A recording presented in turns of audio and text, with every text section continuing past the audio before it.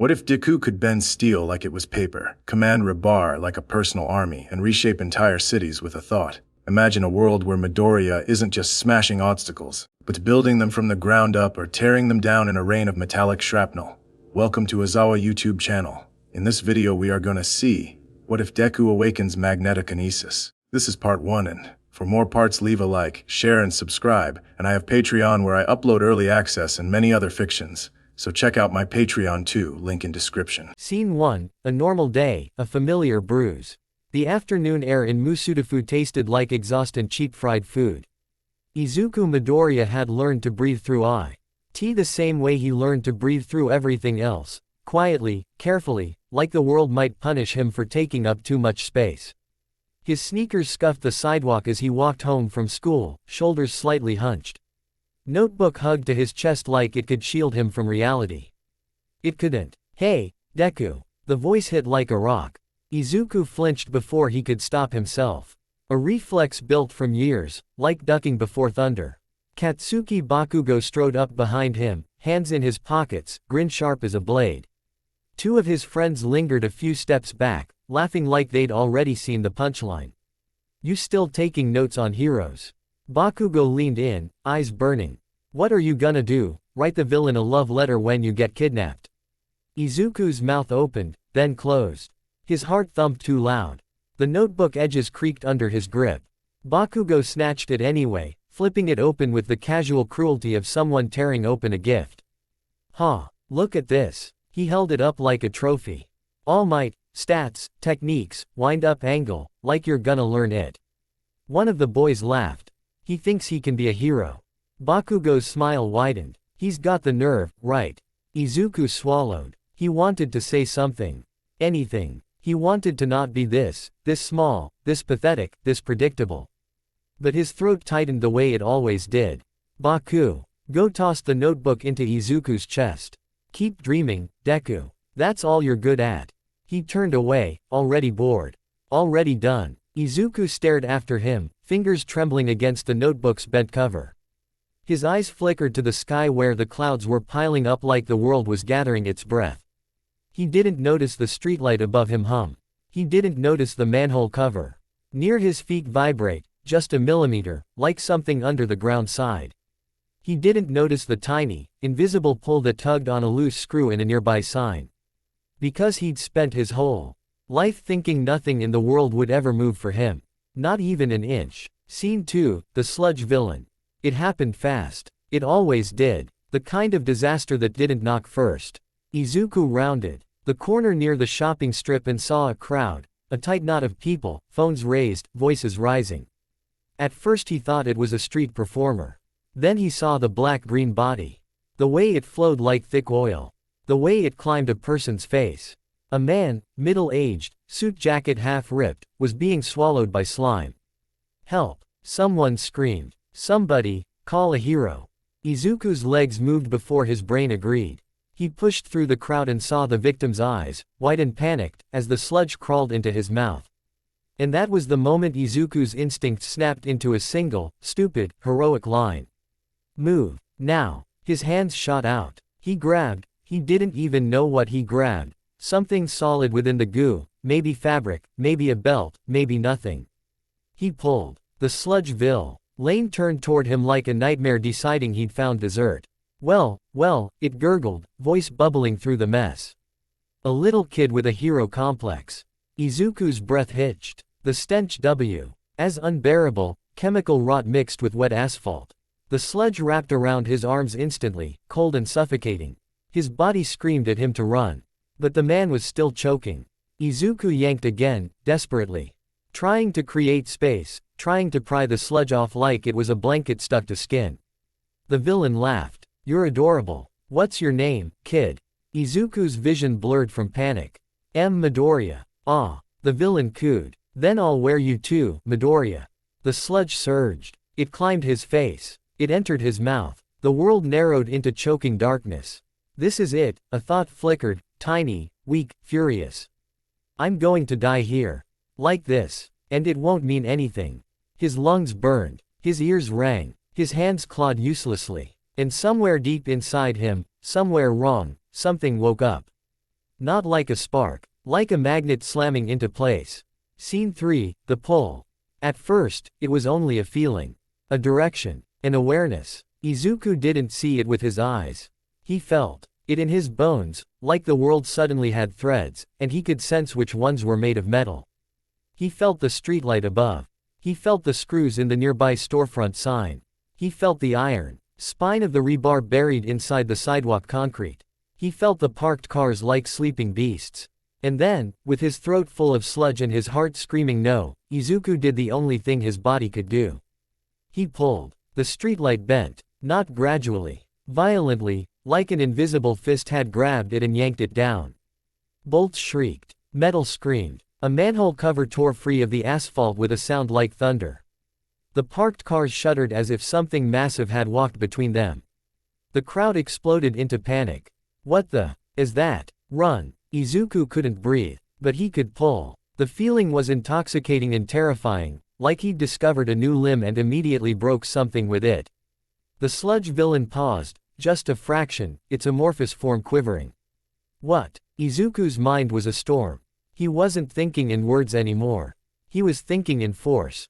In direction. In need. Get it off. Get it off. Get it off. The metal responded. The streetlight snapped loose and swung down, slamming into the sludge like a battering ram. The manhole cover spun in midair, impossible, like a coin flipped by a god. A dozen loose chunks of scrap, an abandoned bicycle frame, a bent guardrail piece. Scattered nails, lifted off the ground. They didn't float gently. They launched. The sludge villain shrieked as the metal collided and wrapped around it, pinning it like a cage being forged in real time. It tried to ooze through the gaps. And Izuku pulled tighter. The cage compressed. Not enough to kill. Not enough to crush someone into a horror show. But enough to trap it, to squeeze it into a dense, contained mass that couldn't move without tearing itself apart. The sludge villain slammed against the bars, furious. You little. Izuku coughed. Air hit his lungs like fire. He fell to his knees, gagging sludge onto the pavement. The world around him shook with stunned silence. A kid, had just turned a street into a metal trap. Izuku looked up, eyes watering, and saw the crowd staring at him like he wasn't human anymore. And then he felt it. A second presence. A pressure like sunlight made solid. He turned his head, and saw All Might. Scene 4, the symbol sees a monster, and a miracle. All Might stood at the edge of the chaos, massive and bright, cape stirring in the wind that wasn't there a moment ago. His eyes weren't smiling, they were sharp, assessing. Because heroes didn't survive by assuming miracles. They survived by identifying threats. The sludge villain thrashed inside the metal cage, roaring. All Might, you're too late. All Might's gaze flicked from the villain to Izuku. The boy was on his knees, shaking, face smeared with sludge, breathing like he'd just outrun death. And around him, metal hovered. Not a lot now. Just small things, a few nails trembling. A loose bolt rotating slowly in the air like a planet. Like the power was still awake even if Izuku wasn't controlling it consciously. All Might stepped forward. The crowd erupted, people cheering, filming, shouting his name. But All Might didn't move for them. He moved for Izuku. He knelt, an absurd sight, the symbol of peace folding down to meet a trembling kid. Are you injured? All Might asked, voice low enough that only Izuku could hear. Izuku blinked, stunned. I. His throat felt All Might's eyes softened just slightly. Breathe. Focus on breathing. The metal tremors eased as Izuku sucked in air and coughed. All Might turned and, with a single casual motion, punched the air. A shockwave slammed into the metal cage, knocking it flat and pinning it harder without breaking it. The sludge villain's voice turned into a muffled, furious gargle. All Might stood, and his smile snapped on like a mask for the public. Fear not, citizens, he boomed. Everything is under control. Cheers exploded. Phones rose higher. A hero arrived. The story had a safe ending. But All Might's gaze flicked sideways again, back to Izuku, and there was something in it that didn't match the smile. Concern. And caution. Because whatever Izuku had just done, that wasn't a normal first awakening. That was a natural disaster with a heartbeat. Scene 5, the media frenzy. It took 3 minutes for the media to arrive. 3 minutes for helicopters to circle like vultures. 3 minutes for reporters to push through the crowd, microphones thrust forward like weapons. All Might. Is it true a student stopped the villain before you arrived? Was that a new hero student? A trainee? Did you witness the quirk activation? Izuku had stumbled to his feet, dizzy. His hands still shook. His notebook lay on the ground, pages fluttering in the wind. Bakugo's words echoed in his skull, "Keep dreaming, Deku." Now the world was staring at him like he'd grown fangs. A reporter spotted him. "You, kid, what's your name? Are you part of a hero course?" Izuku froze. He wasn't ready. He wasn't built for attention. His whole life had trained him to shrink, to avoid eyes, to disappear. And now the sky itself felt like it was watching. All Might stepped between Izuku and the cameras so fast it was almost invisible. "Apologies," All Might said with the same bright grin. "This young man is a civilian who acted bravely in a dangerous situation. The authorities will handle the rest." But All Might leaned down, voice dropping again, "Private Midoriya, can you walk?" Izuku nodded weakly. All Might's hand settled on his shoulder, heavy, grounding. "Then walk with me." The crowd surged, but All Might moved like a ship cutting through waves. His cape flared, blocking cameras, shielding Izuku from flashes. For a moment, Izuku felt something he'd never felt before. Protected. Not by a quirk, not by a dream, by a person. They turned down an alley, away from the noise. Away from the hungry eyes. The city sounds dulled behind them like someone had closed a door. Izuku's legs wobbled. "All Might, I didn't mean, I didn't." "All of that," All Might interrupted gently. "Can wait until you've caught your breath." Izuku looked up, stunned again. You're not mad." All Might didn't answer immediately. His smile was gone in the alley. His face was serious. "I'm not mad," he said. "I'm concerned." Izuku's stomach dropped. Because I hurt people." "You saved someone," All Might corrected. "But your power activated under extreme stress. And it did so with extraordinary force." Izuku swallowed, voice small. "I didn't know I had a quirk." All Might's eyes narrowed. "Did a doctor ever tell you you were quirkless?" Izuku nodded. "When I was 4. All Might stared at him for a long moment, like he was seeing 2 timelines at once. Then he exhaled. "Then we need answers." Scene 6, the diagnosis. The clinic smelled like disinfectant and worn-out hope. Izuku sat on the examination table, hands folded tight in his lap to stop them from shaking. His mother, Inko, had arrived in a panic, crying, apologizing, hugging him like she was trying to glue him back together. "All Might said you were hurt." She sobbed. "Izuku, I'm sorry, I'm so sorry." "I'm okay, Mom," Izuku whispered, though he wasn't sure if that was true. His throat still ached. His mind still buzzed like a power line. All Might stood near the door, arms crossed, posture controlled. His presence filled the room even when he didn't speak. The doctor, older, tired eyes, scrolled through scans and readings, brow slowly climbing. "This is," he murmured. "This is highly unusual." Inko clutched Izuku's shoulder. "Doctor, what is it? Is he sick? Is it dangerous?" The doctor adjusted his glasses. Midoriya Izuku's quirk factor was dormant. Izuku blinked. "Dormant, yes." The doctor tapped the screen. "Most quirks present in childhood. But there are rare cases, mutations that require intense stimuli to activate. Adrenaline, trauma, near death." Inko's face drained of color. "You mean, my son? He has a quirk," the doctor said simply. Izuku's heart slammed so hard it hurt. A quirk. He'd imagined that word 1,000 times like a prayer. But now it felt heavy. "Dangerous." All Might's voice cut in, low and sharp. "What kind?" The doctor hesitated, then spoke like he was naming a storm. "Ferrokinesis." Izuku stared. "Metal, control." The doctor nodded. "A magnetic field-based manipulation of ferrous metals. The readings suggest not just attraction and repulsion, but fine control and significant range potential." All Might's expression tightened. Inko's mouth trembled. Is it like that villain on old documentaries?" The doctor said carefully. "In principle, yes. But quirks manifest uniquely per individual. This one is exceptionally." He stopped, eyes flicking to All Might. "Powerful." Izuku looked down at his hands. They looked the same. Small. Scarred from schoolyard falls. A little ink stain near his thumb. And yet, He remembered the streetlight bending like it was made of clay.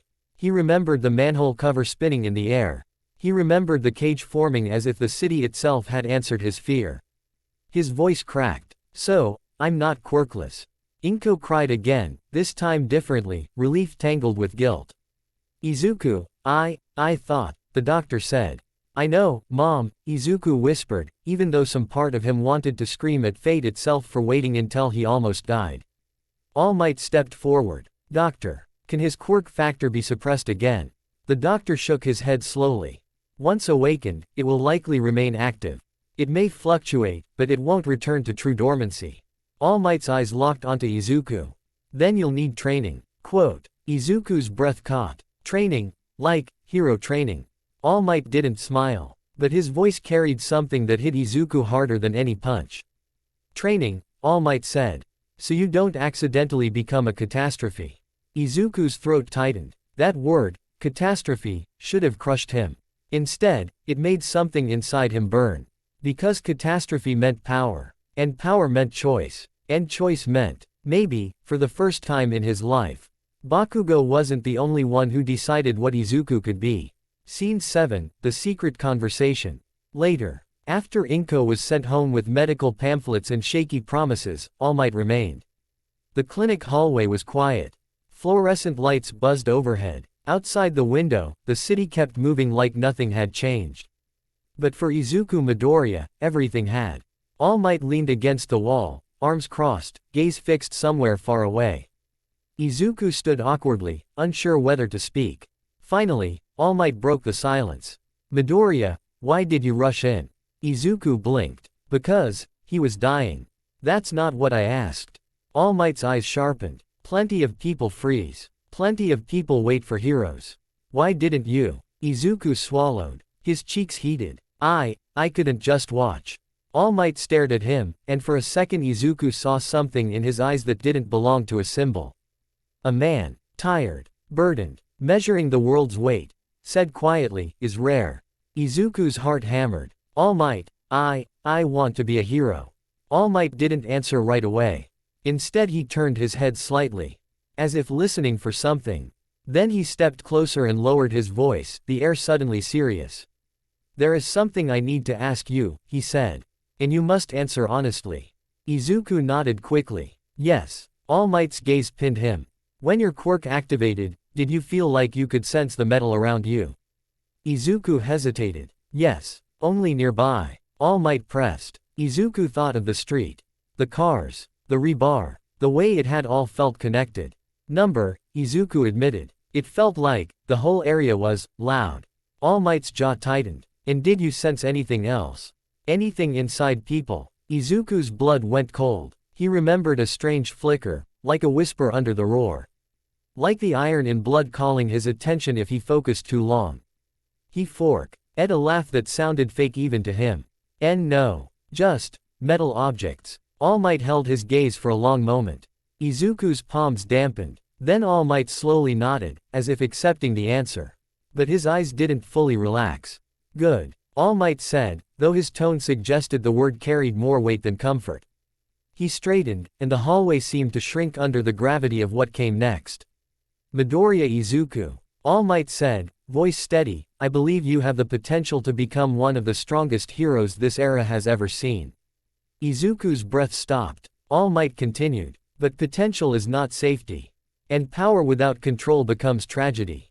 Izuku nodded so fast his neck hurt. I'll train. I'll do anything. All Might's expression softened, just a little. Then, he said, meet me tomorrow. Izuku blinked. Tomorrow. All Might nodded. There is a path I can offer you. A chance. But it will not be easy.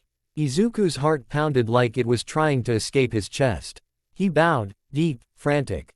Thank you. Thank you so much. All Might turned away as if to leave, then paused. One more thing, he said over his shoulder. Izuku looked up. All Might's voice dropped into something almost solemn. If you truly want to stand where I stand, then you must understand this. He glanced back, eyes sharp as steel. Your power will make people afraid of you before they ever trust you. Izuku's throat tightened. All Might's gaze held him like a warning and a promise at the same time. So when they call you a monster, All Might said, you must decide what kind you will be. And with that, the symbol of peace walked away, leaving Izuku alone in the hallway with a new quirk in his bones and a future that suddenly felt like a storm he could either ride or become. Deku plus Ferrokinesis +1 for all begins. Scene 1, Dagoba Beach, the graveyard of heroes. Dagoba Beach looked like the world had given up. Not in a dramatic, villain speech way. In a quiet, ugly way, Lee K. people had stopped believing this place was worth saving, so they let it rot. Old refrigerators lay half buried in sand like rusted tombs. A broken boat sat tilted sideways, its hull eaten through by corrosion. Plastic bags fluttered like dead flags. Scrap metal poked out everywhere, rebar, pipes, twisted sheet steel, snapped bicycle frames, each piece a reminder that cleanup was just a polite word for fighting a mountain. Izuku stood at the edge of it, wine tugging at his hair. He'd been here before, on the day All Might first told him the truth. The day his dream got crushed, and then stitched back together by a miracle. But today felt different. Because when he looked at the trash, he didn't just see garbage. He felt it. The metal didn't hide anymore. It was like there were invisible strings tied to every rusted bolt. Every buried pipe, every crushed can. The moment he focused, Dagoba became a map in his mind, bright points of iron and steel scattered through sand and muck. All Might stood beside him, massive and calm. Hands on hips, watching the shoreline like it was a battlefield he'd already studied. This, All Might declared, voice booming, will be your training ground. Izuku swallowed. This is a lot. All Might grinned. Exactly. Because the power I intend to offer you, his eyes sharpened, requires a body that won't shatter under it. And a mind that won't lose itself inside it. Izuku nodded. Throat tight. I'll do it. I'll do everything. All Might stepped forward, boots sinking slightly in sand. Then let us begin with a simple rule. Izuku leaned in. All Might's tone dropped. Your quirk is not just strength, he said. It is authority over your environment. Which means mistakes won't only hurt you. Izuku's stomach tightened. All Might pointed at the trash field. You will clean this beach. Not with brute force. With control. Izuku blinked. Control. All Might nodded. If you can lift tons of scrap without sending shrapnel through a nearby building, then you can start calling yourself safe. Izuku inhaled and stepped onto the beach. The wind carried the smell of salt and rust. And for the first time, Izuku felt like the world was waiting to see what he'd do with power. Scene 2, the first pull.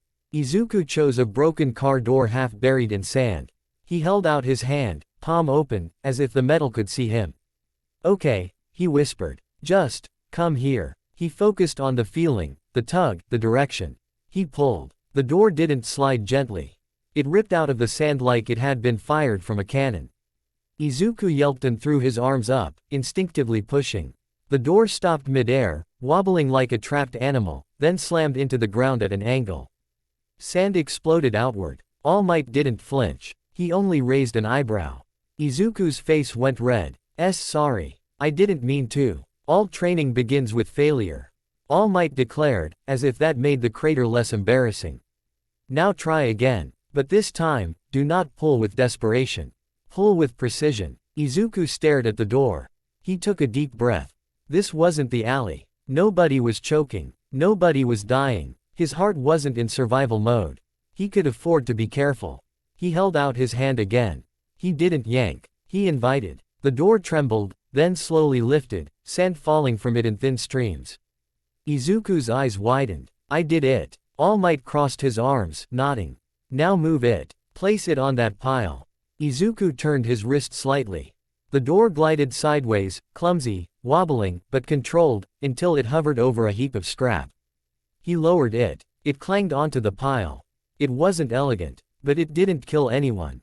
All Might slapped his back hard enough to nearly launch him into the ocean.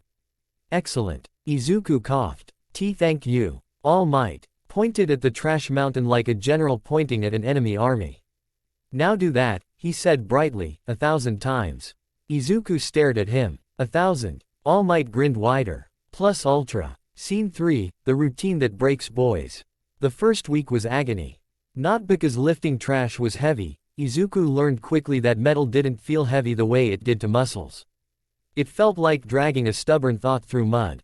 No. The agony came from the fine control. Izuku could yank a refrigerator out of the sand like a monster. But All Might didn't want monsters. He wanted a hero. So every time Izuku moved metal too fast, All Might barked corrections. Too much force. Too wide a range. Your field is sloppy. Do you want to slice someone in half someday? That last one made Izuku nearly throw up. So he learned to slow down. To breathe. To separate pieces mentally, like sorting a pile of nails by head shape. He practiced lifting 10 cans at once without crushing them. Then 50. Then 100. He practiced spinning solid wood without tearing the plank apart.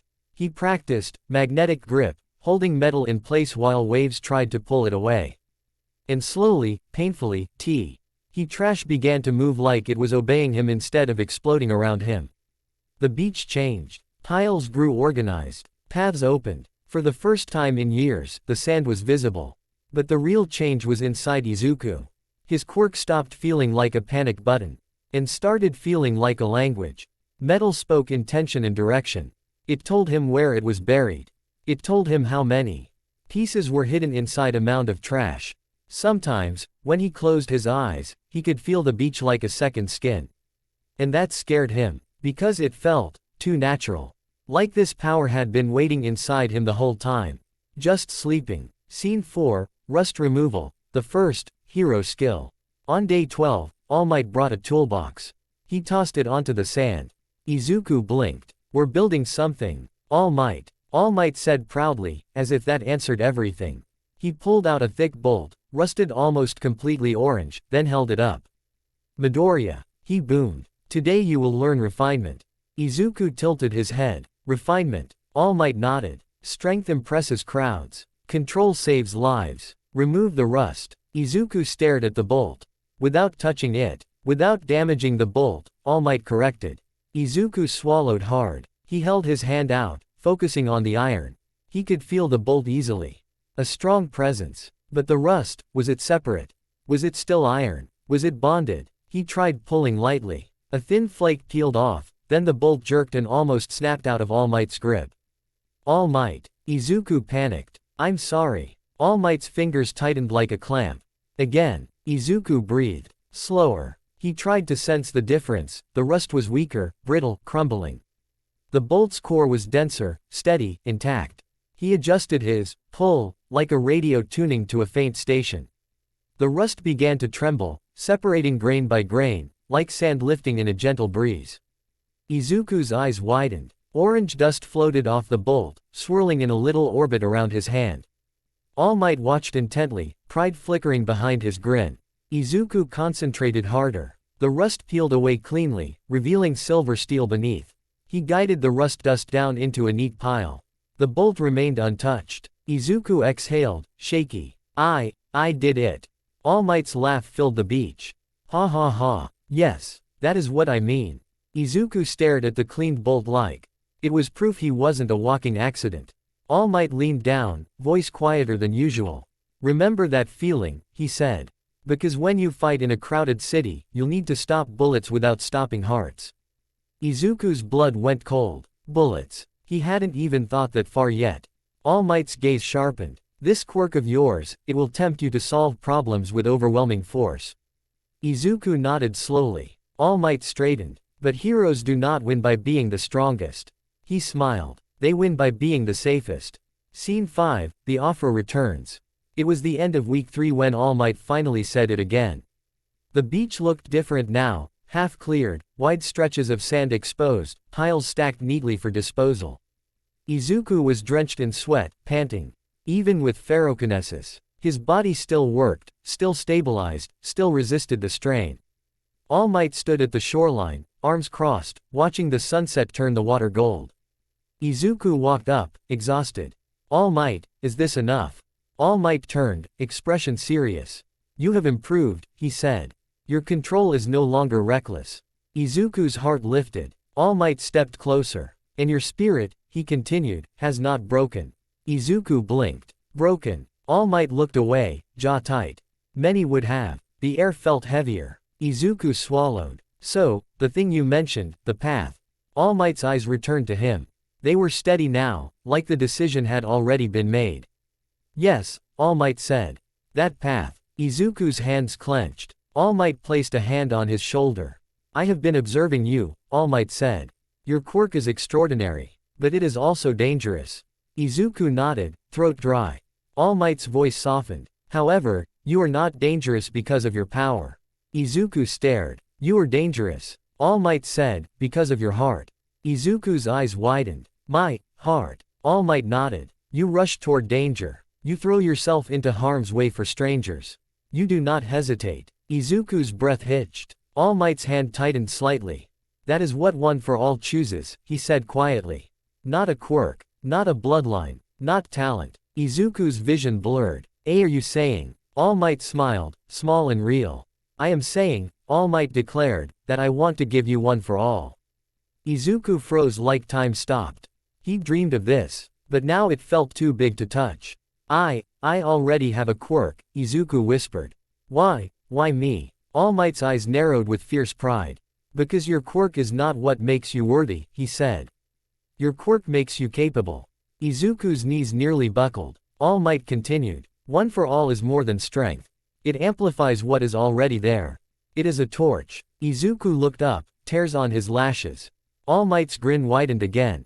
Bright as sunrise. In Midoriya, he said, your flame is already burning. Scene 6, The Theory, Biomagnetism plus OFA.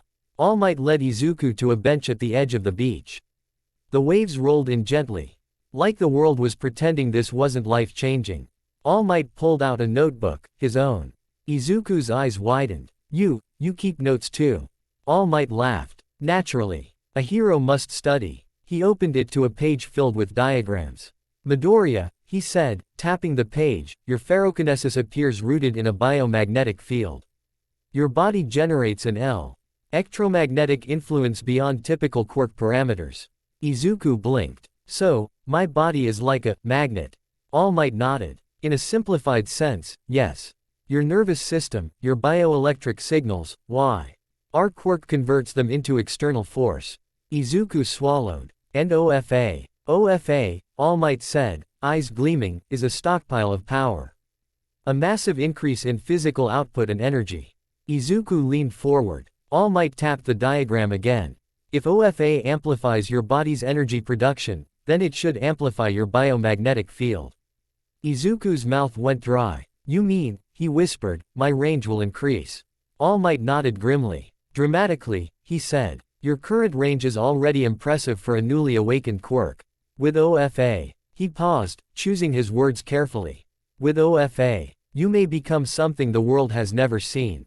Izuku's chest tightened with fear and excitement mixed together until he couldn't separate them. All Might looked at him, serious again. That is why you trained control first. He said. If you had received OFA on day 1. He didn't finish. He didn't need to. Izuku pictured it, him panicking, pulling, yanking the whole street inward like a collapsing star. He shivered. All Might's expression softened. But you did not receive it on day 1, he said. You receive it now, after proving you can be responsible. Izuku nodded hard. I'll be responsible. I swear. All Might smiled. Then let us proceed. Scene 7, The Hair.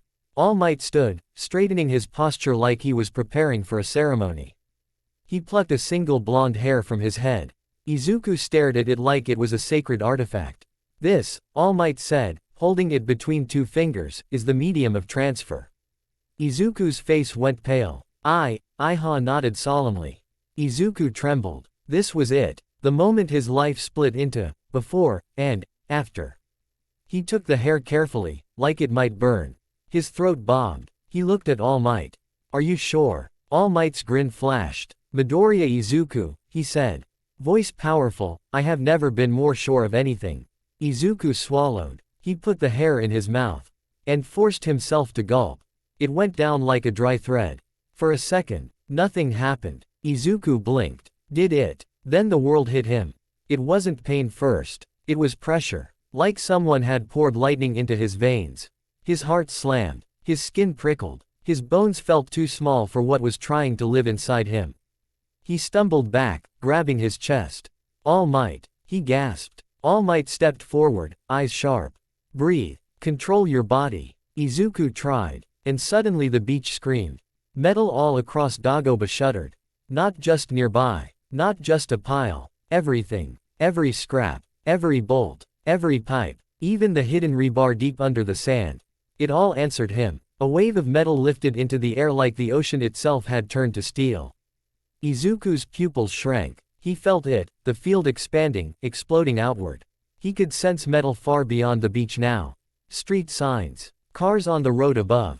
Railings. Building frames. His mind expanded with it, overwhelmed by 1,000 points of iron screaming for attention. He dropped to his knees, shaking. Hands clawing at the sand. All Might. He choked. I can feel everything. All Might's voice turned firm, commanding.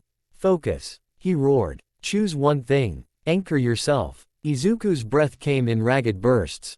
His thoughts scattered like nails in a storm. Anchor, anchor, anchor. He latched onto something simple. A single screw near his shoe. Small, close, quiet. He focused on it like it was a lifeline. The screaming metal sensation dulled slightly. The wave of scrap trembled, then slowly lowered back to the ground in clattering rain. Izuku collapsed forward, panting. All Might knelt beside him, hand steady on his back. That, All Might said, voice low, is one for all entering your system. Izuku coughed, throat burning. It's so much. All Might nodded, expression grave. And you, Midoriya, he said, have just become a walking superweapon. Izuku's stomach twisted. All Might continued quickly, before panic could take hold. But you are not a weapon, he said. You are a hero in training. Izuku's fingers dug into the sand. I'm scared, he admitted, voice shaking. All Might's hand squeezed his shoulder. So am I, All Might said honestly. Izuku looked up, shocked. All Might's smile returned, smaller now, but steady. That is why we train, he said. Fear keeps us careful. Izuku swallowed, nodding. The wind blew across the beach, carrying the scent of salt and metal. And somewhere inside Izuku's chest, a new engine had started. Scene 8, the first test, city block. 3 days later, All Might tested him. Not with robots. Not with punches. With range. They stood on a rooftop overlooking a busy district. Cars crawled along streets like tiny toys. Streetlights lined sidewalks in neat rows. Construction sites bristled with scaffolding. Izuku's head buzzed the moment he focused.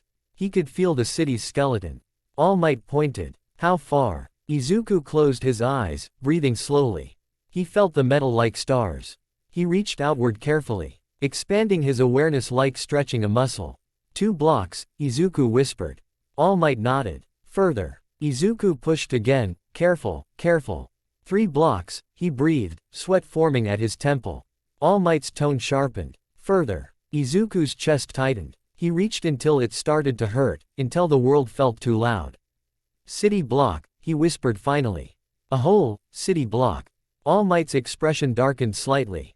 He'd been hoping for less. But he'd also feared more. Izuku opened his eyes, dizzy. All Might clapped his shoulder. You will not use that range casually, All Might said. Because if you lose control. Izuku nodded quickly. I know. All Might stared out at the city. In Midoriya, he said quietly, the villains will learn what you are. Izuku's throat tightened. All Might's voice hardened like steel. So from this moment on, he said, you train not just your quirk. He turned to Izuku. You train your discipline, All Might declared. Bako, say your power is the kind the world fears. Izuku swallowed. But behind the fear, behind the weight, a thrill sparked. Because fear wasn't the only thing the world would feel. Not if he did this right. If he became a hero. If he became. Izuku's eyes clenched with determination. A symbol. UA entrance exam. Robots are 90% metal, so why are you running? Scene 1, the morning of the exam. The sun rose like it didn't know how unfair the world could be. Izuku Midoriya stood in front of the mirror, tying his tie with trembling fingers. His UA application documents sat neatly on his desk. His hero notebook was open, of course it was open, filled with fresh notes written at 2 a.m. because sleep had been a lost battle. He looked normal. That was the strange part. Because inside his chest was a Seacon D heartbeat now, one for all's power humming like a generator that never turned off. And behind his eyes, his quirk wasn't asleep anymore. Ferrokinesis was always there, like a quiet sense he couldn't switch off, like hearing the world's metal bones if he listened too hard. He could feel the little things even now. A nail in the wall. A zipper on his bag. Coins in his mother's purse downstairs. It didn't control him, but it reminded him that he could control. Izuku swallowed. He had dreamed of this day since he was 4 years old. But the dream had always been simple: get into UA. Become a hero. Smile like All Might. Now it came with a new layer. Don't lose control. Don't scare everyone. Don't become a disaster. A knock sounded at the door. Izuku. His mother's voice came through, soft and careful. Breakfast is ready. He stepped out to the kitchen and found Inko Midoriya already crying. Not loudly. The quiet kind, the kind where your eyes are wet and your smile is shaking but you refuse to let the tears win.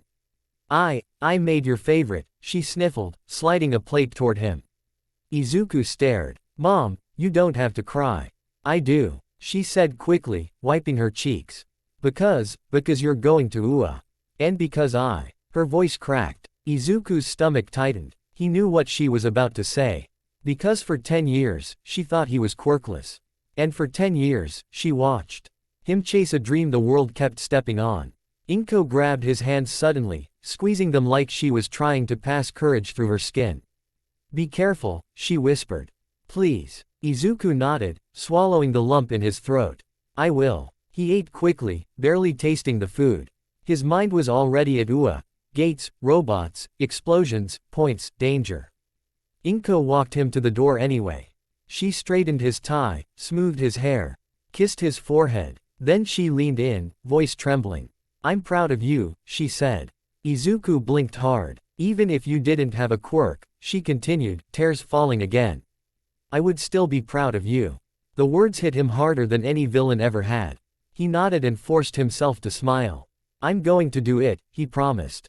I'm going to become a hero. Inko's smile broke into something warm and raw. Then go, she whispered. Go show them. Izuku stepped outside. The air felt sharp. His heart felt heavier than his bag. And somewhere inside his chest, the twin engines of Ferrokinesis and One for All rumbled, waiting.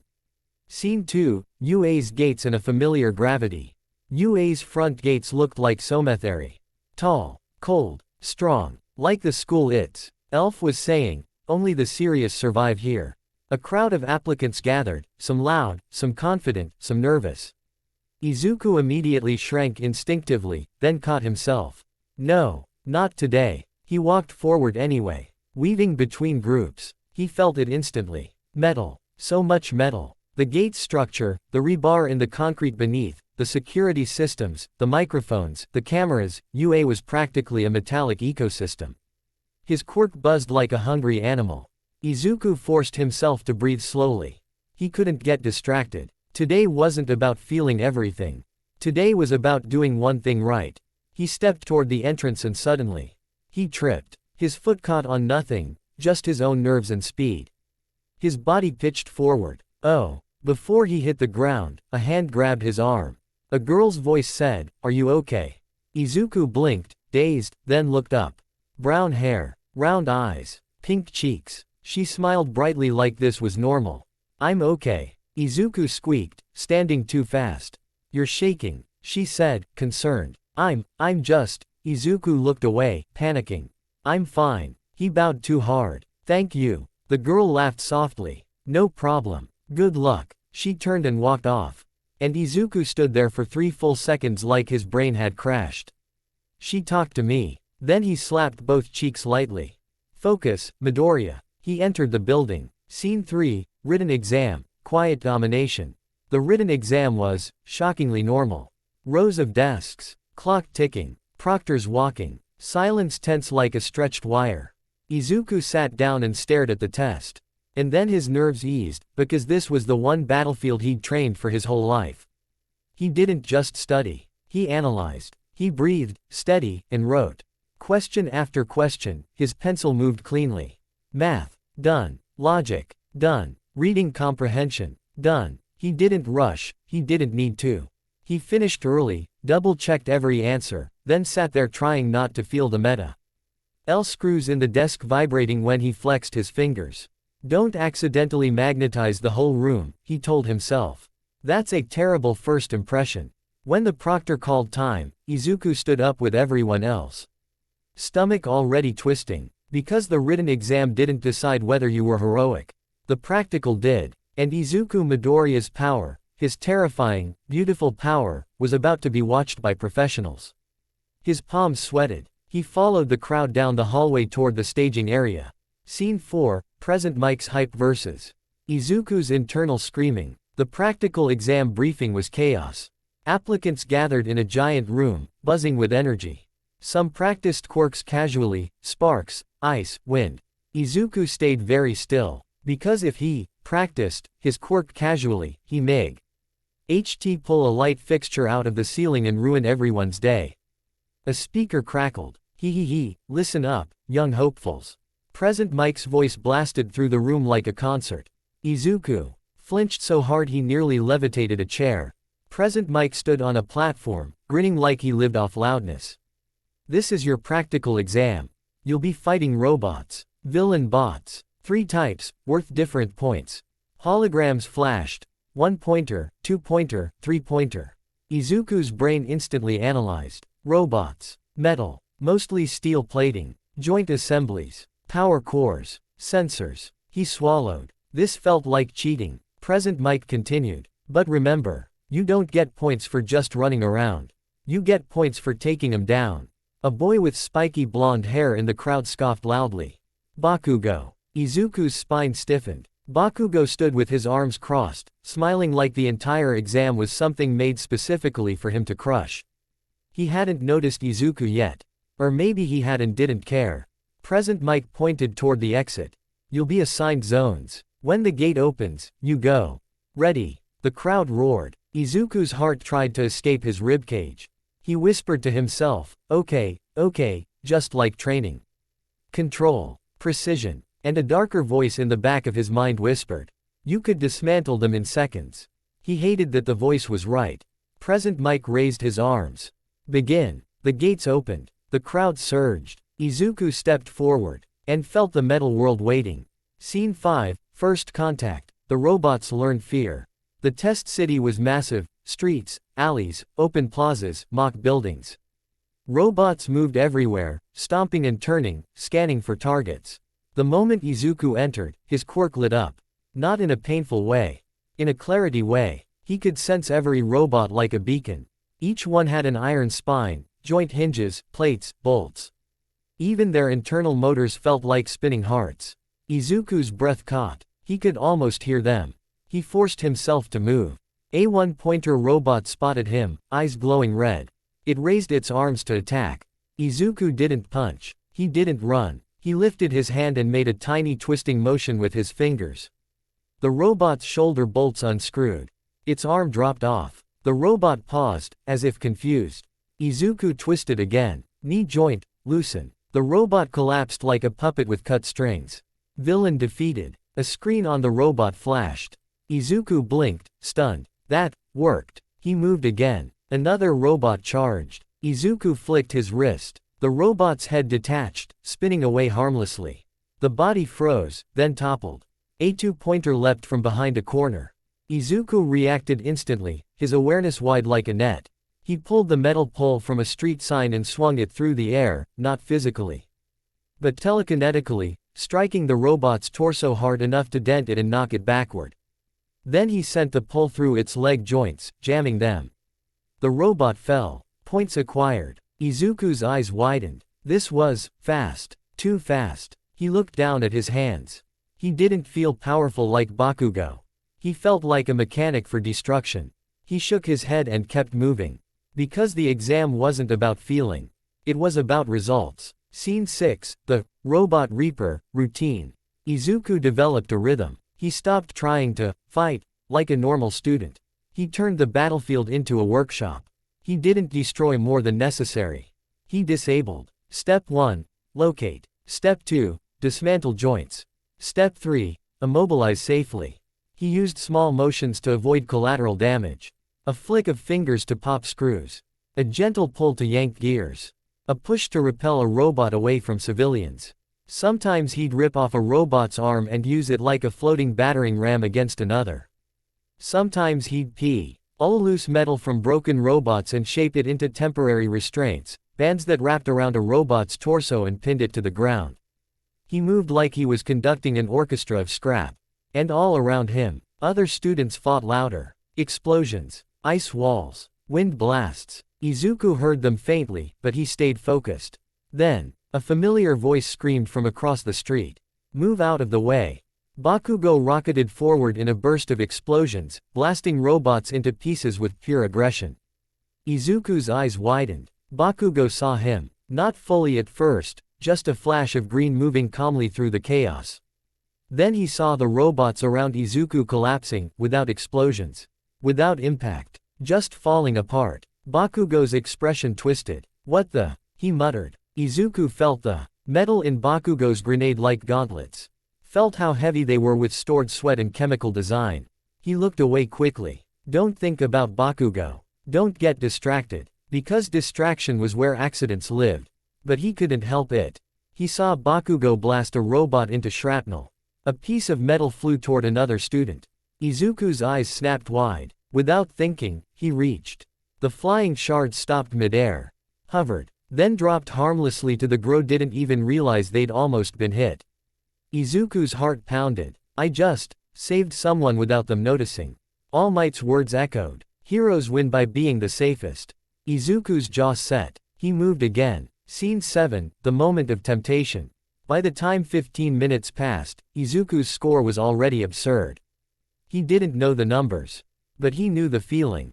He'd disabled dozens. Maybe more. His field was stable, his breathing controlled, sweat running down his face. Then he felt it. Something new. Not a robot. A mass. A heavy presence like a moving building. The ground shook. Distant metal screamed. And across the city, a shadow rose. Students froze. Some screamed. Some ran instantly. Present Mike's voice blared overhead. "Oh snap. It's the zero-pointer." Quote. The giant robot stomped into view like a walking disaster, towering over buildings, its footfalls cracking pavement. It wasn't just metal. It was tons of metal. A whole skyscraper of steel and gears and plated armor. Izuku's quirk reacted like it had just seen the sun. His awareness locked onto the machine and his body trembled. Because instinct whispered, you could control it. A terrifying thought. A thrilling thought. He could feel the gears. He could feel the joints. He could feel the massive metal spine running through it. If he pulled, even a little, he could freeze it. He could fold it. He could turn it into scrap. But then another thought slammed into him like a warning. If you mess up, you'll bring buildings down. You'll hurt people. So he didn't move. Not yet. He watched students run. He watched panic spread like fire. Then he heard a cry. A familiar voice. Ah. Izuku's head snapped toward the sound. The girl from earlier, brown hair, round eyes, Uraraka, was on the ground near a fallen slab of concrete, her leg trapped. The zero-pointer turned toward her. Its shadow covered her like a death sentence. Uraraka stared up at it, eyes wide with fear. Izuku's heart stopped. The temptation disappeared. There was only one thing left. Move. Now. Scene 8, rescue first, points later. Izuku ran. His legs moved before he could plan. He sprinted toward Uraraka, ignoring his own fear, ignoring the screaming in his mind that this was too big. Uraraka saw him and her face twisted. Don't. You'll. I'm fine. Izuku shouted, voice cracking. Just, hold on. The zero-pointer's foot lifted. A shadow rose. Uraraka's breath hitched. Izuku reached out. Not to the robot. To the ground. He felt the reinforced steel skeleton beneath the concrete, the rebar grid like ribs under skin. He pulled. Rebar ripped upward, bending out of the ground in thick arcs. It wasn't sharp. He curved it, shaping it like a cage, a brace. The rebar wedged under the slab trapping Uraraka's leg, lifting it just enough. Uraraka scrambled, yanking her leg free, stumbling backward. Izuku turned instantly to face the zero-pointer. It loomed above him like a judgment. His brain screamed, too big, too big, too big. Then One for All hummed inside him, an engine saying, you are stronger than your fear. Izuku took a breath. He lifted both hands. And he didn't yank the entire robot. He chose something specific. He focused on its gearbox. Inside its torso, deep and dense, he felt the rotation of its core gears like a heartbeat. He reached for them like he'd reached for the screw on the beach. Small, close, quiet. He twisted. The gears locked. The entire robot jerked mid-step, its massive body shuddering. Its foot came down too fast, but without the internal rotation supporting it.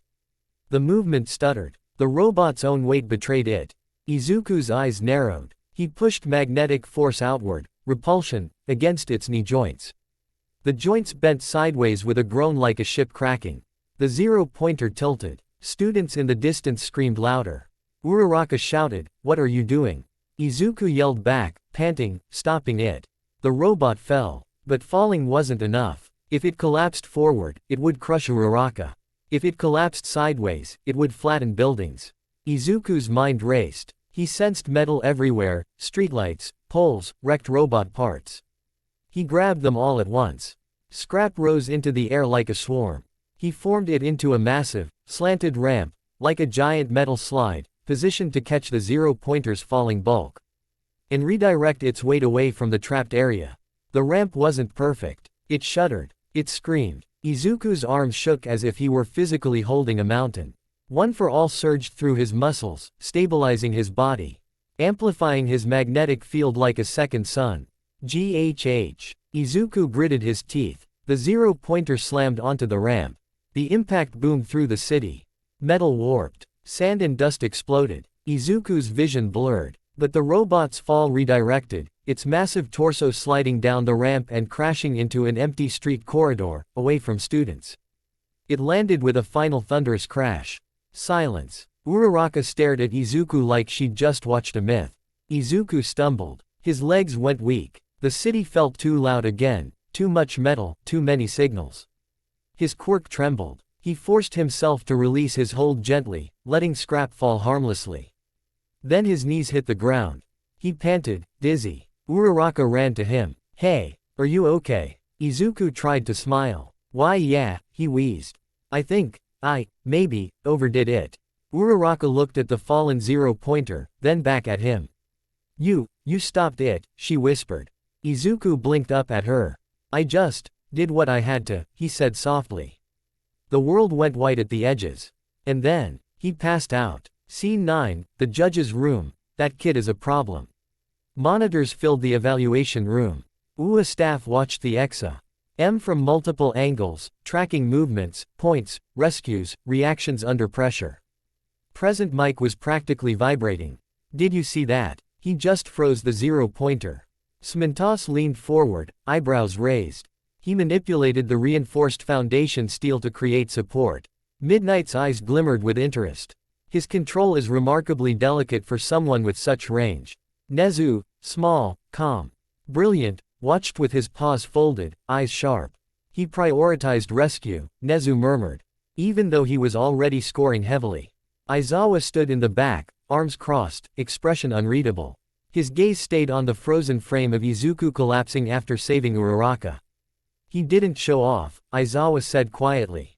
"He solved the problem." Present Mike grinned. "Yeah, solved it like a walking natural disaster." Aizawa's eyes narrowed. "That's the problem." The room quieted slightly. Aizawa continued, voice flat. "If he loses control, he's worse than the villains."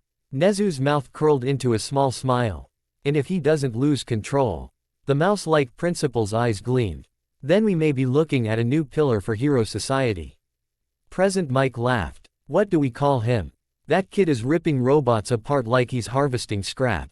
Midnight smirked. "He dismantles them without hesitation. Like death with manners." Smintos muttered, "Robot Reaper." Present Mike snapped his fingers. "Robot Reaper. Yes, that's it." Aizawa didn't smile, but his eyes remained on Izuku's unconscious form. "Reaper," he echoed quietly. Then he turned away, cloak shifting. "If he comes here," Aizawa said, "I'm going to make sure he learns restraint." Nezu chuckled softly. "That may be the most important lesson of all." Scene 10, the letter, acceptance and a score that didn't feel real. Izuku woke up in his bed at home. For 3 seconds he panicked, because his brain replayed the zero-pointer falling. Then he realized he was safe. His room was quiet. His notebook was on his desk. His mother was asleep in a chair beside his bed, face tired but relieved. Izuku blinked, throat dry. He sat itched like he'd run a marathon carrying a fridge. He looked down at his hands. No blood. No injuries. Just exhaustion. He swallowed. Did I pass? The next day, the mail arrived. A thick envelope. UA's seal. Izuku's hands shook so badly he almost tore it in half wrong. He opened it, and a small projector popped out, flashing light across his room.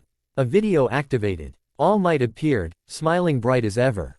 Young Midoriya, he boomed. Congratulations. Izuku's breath caught. All Might leaned closer to the camera. Grin wide. You passed the written exam with excellent scores. All Might said. But that's not why I'm here. The screen shifted to footage, Izuku dismantling robots, moving like a conductor of steel. Izuku's face went red. Wait, you watched. All Might continued. Your practical results were staggering. Numbers appeared on screen. Izuku blinked, mind struggling. Villain points, absurd. Rescue points, high, much higher than most. All Might laughed. You earned one of the highest combined scores we've seen in years. Izuku's mouth opened. He couldn't make sound. All Might's voice softened just slightly, still powerful, but proud. You stopped the zero-pointer without endangering the rescued student, All Might said. You showed control. You showed courage. Izuku's eyes burned with tears. All Might pointed at the camera like he was pointing at Izuku's future. Welcome to UA. Hi. He roared. The video ended. Izuku sat there, trembling. He stared at the letter like it might disappear. He didn't feel like a winner. He felt like someone had just opened a door to a world where his power would finally be tested properly. His mother woke up when he choked on a sob. Izuku, she whispered. He turned to her, eyes wet, smiling so hard his cheeks hurt. Mom, he breathed. I got in. Inko's face crumpled and she hugged him so tight he could barely breathe. But he didn't mind, because for the first time, his dream wasn't just alive. It was real. And somewhere in the distance, whether Izuku knew it or not, people at UA had already started whispering a name. Robot Reaper. First day at UA, Aizawa meets a walking magnetic disaster, and decides to stress test him immediately. Scene 1, the classroom that feels like a stage. UA. High didn't feel like a school. It felt like a machine. Steel beams. Polished floors. Cameras placed with purpose. Doors that sealed with smooth, expensive clicks. Even the air felt different, cleaner, colder, like the building itself was trained. Izuku Midoriya followed the stream of new students through the halls, clutching his bag strap like it was an anchor. Every step came with a chorus of metallic whispers in his awareness. Not voices, never voices, but presence. The screws in the wall panels. The reinforcements in the concrete. The wiring in the lights. UA was built like a fortress. And to his quirk, it was a buffet. Izuku forced himself to breathe slow, the way All Might drilled into him on Dagoba. Don't listen to everything. Choose what matters. He reached the classroom door for Class 1A and paused, heart hammering. This was it. The place where his dream either became real, or got ripped apart again. He slid the door open. And instantly felt like he'd walked onto a stage mid-performance. Students turned. Some looked curious. Some looked confident. Some looked bored. A few looked like they were already measuring him as competition. And then Izuku felt the spike of something sharp and hot from the back of the room. He didn't need to look. But he did anyway. Katsuki Bakugo sat like he owned the chair, legs spread, arms crossed, eyes locked on Izuku like the air between them was flammable. Bakugo's stare didn't say hello. It said, explain. Izuku swallowed. Not now. Please not now. A cheerful voice snapped him out of it. Hey, it's you. Izuku turned and saw Uraraka Ochako smiling at him from her seat. Waving like they were already friends. His brain malfunctioned for half a second. Oh, hi. Uraraka's smile widened. You're the one who stopped that giant robot. That was insane. Izuku turned red so fast it should have been its own quirk. I mean. A tall boy with glasses pushed up the bridge of them sharply and stood. I must say, he declared, chopping the air with his hand like a judge. Your actions during the entrance exam were admirable, but your reckless self-sacrifice was also extremely concerning. Izuku blinked, startled. Excuse me. The boy bowed stiffly. Tenya Iida. It is a pleasure to meet you. And it is also my duty as a future hero to tell you that throwing your body into danger without a plan is unacceptable. Uraraka leaned toward Izuku and whispered. He's kind of intense. Izuku whispered back, I noticed. A few other students talked among themselves. Someone with half-white hair sat quietly like a statue, a boy with a bird HEA. Izuku's brain screamed mutation type, a girl with earphone jacks dangling from her ears, a boy with tape dispensers in his elbows. Izuku's notebook hand itched. He resisted with heroic strength. He took an empty seat near Uraraka. Bakugo's glare burned a hole in the back of his head. Then, a sleeping bag hit the floor at the front of the class. Everyone froze. A man crawled out of the sleeping bag like a tired ghost with messy hair and dead eyes. He looked like he hadn't slept since the dawn of time. He yawned. All right, sit down. The room snapped into silence. Izuku's spine stiffened. Shota Aizawa. Eraserhead. A pro hero who didn't smile for cameras. He looked over them like he was already disappointed. Welcome to UA, Aizawa said flatly. You all took the written and practical exams. Congrats. No applause. No excitement. No, plus ultra. Just tired inevitability. Aizawa's gaze drifted across the class and landed on Izuku for a beat longer than the others. Izuku tried not to react. Aizawa continued. You're here because you passed. That doesn't mean you belong. The room tightened. Aizawa's eyes narrowed. This is hero school. People get hurt. People fail. People quit. Then he said the sentence that hit like a guillotine. Today, I'm going to find out who's lying to themselves. Scene 2, we're doing a quirk apprehension test. Now, Aizawa tossed a uniform bag onto the desk. Change into your gym uniforms, he said. We're going outside. A hand shot up, Uraraka's. What about orientation? Or, no, Aizawa said, cutting her off. Another student raised a hand. What about? No. Iida stood, offended. But sir, it is customary for a school to. Aizawa stared at him like a mosquito had spoken. Outside, he repeated. They changed quickly, nerves buzzing like a live wire. Izuku tugged on his gym shirt and stared at his shoes for a second.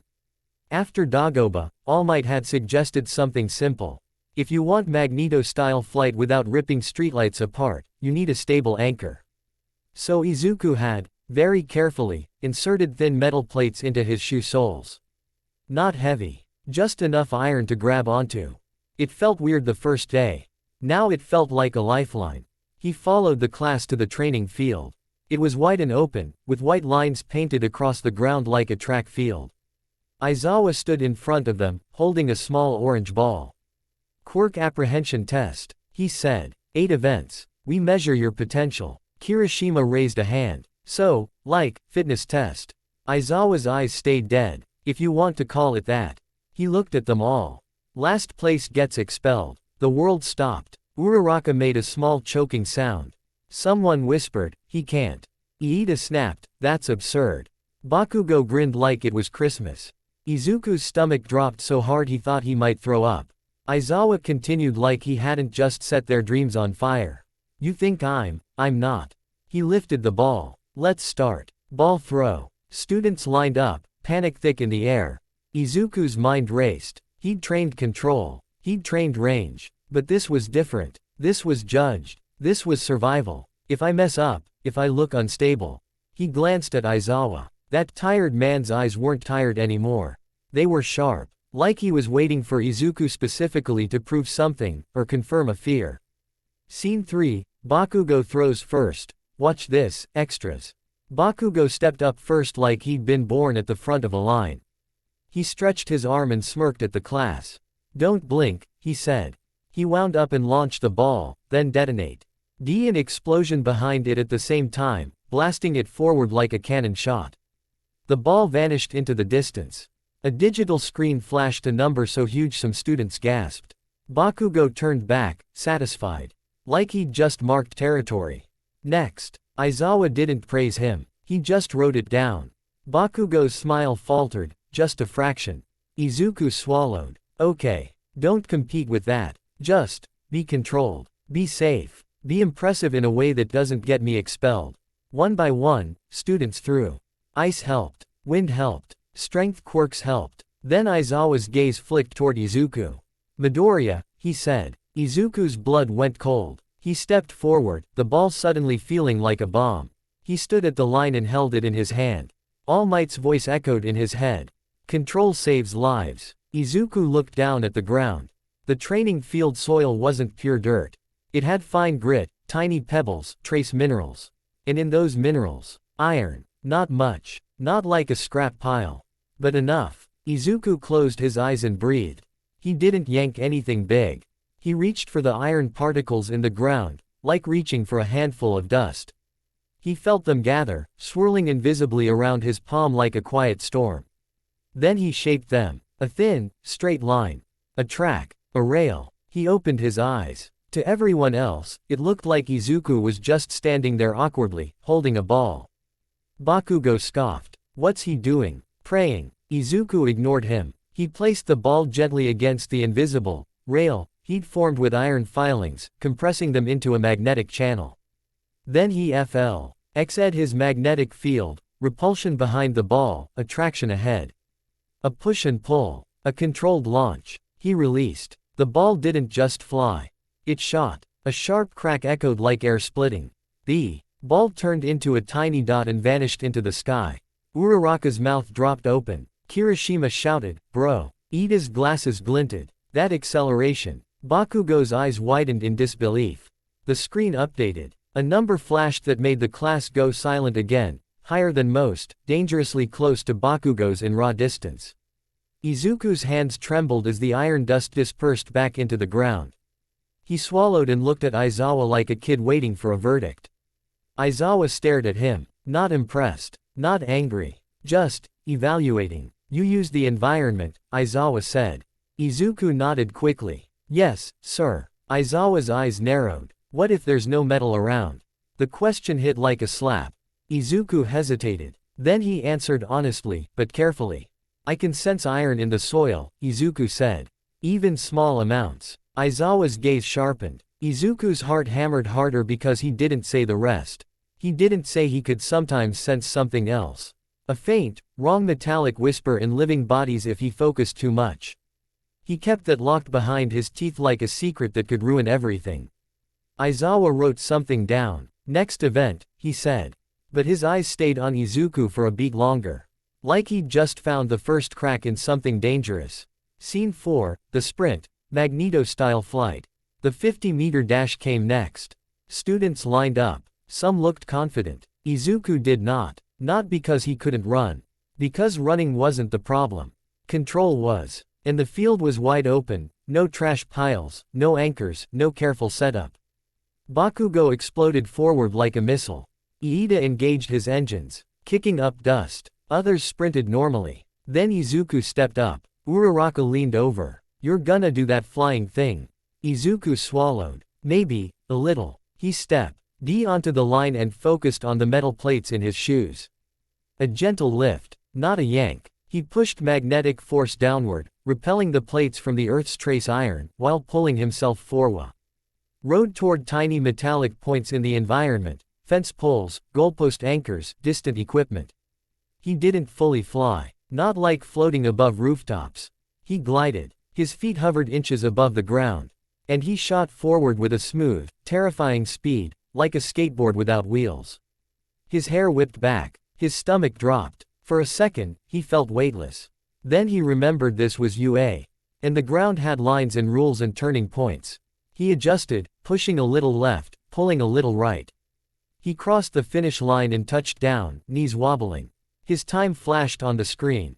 It wasn't Iida level. It wasn't Bakugo level in raw aggression. But it was excellent. And more importantly, he didn't crash. Uraraka clapped, eyes sparkling. That was so cool. Izuku blushed. Thanks. Bakugo's stare was back, sharper now. Not just anger. Confusion. How? Izuku didn't want to answer. Because the real answer was, I'm not the same Deku anymore. And Bakugo would never forgive that. Scene 5, Aizawa's trap. Let's see what happens when I say no. The next events came fast. Grip strength, long jump, repeated side steps. Izuku performed well, sometimes with quirk support, sometimes without.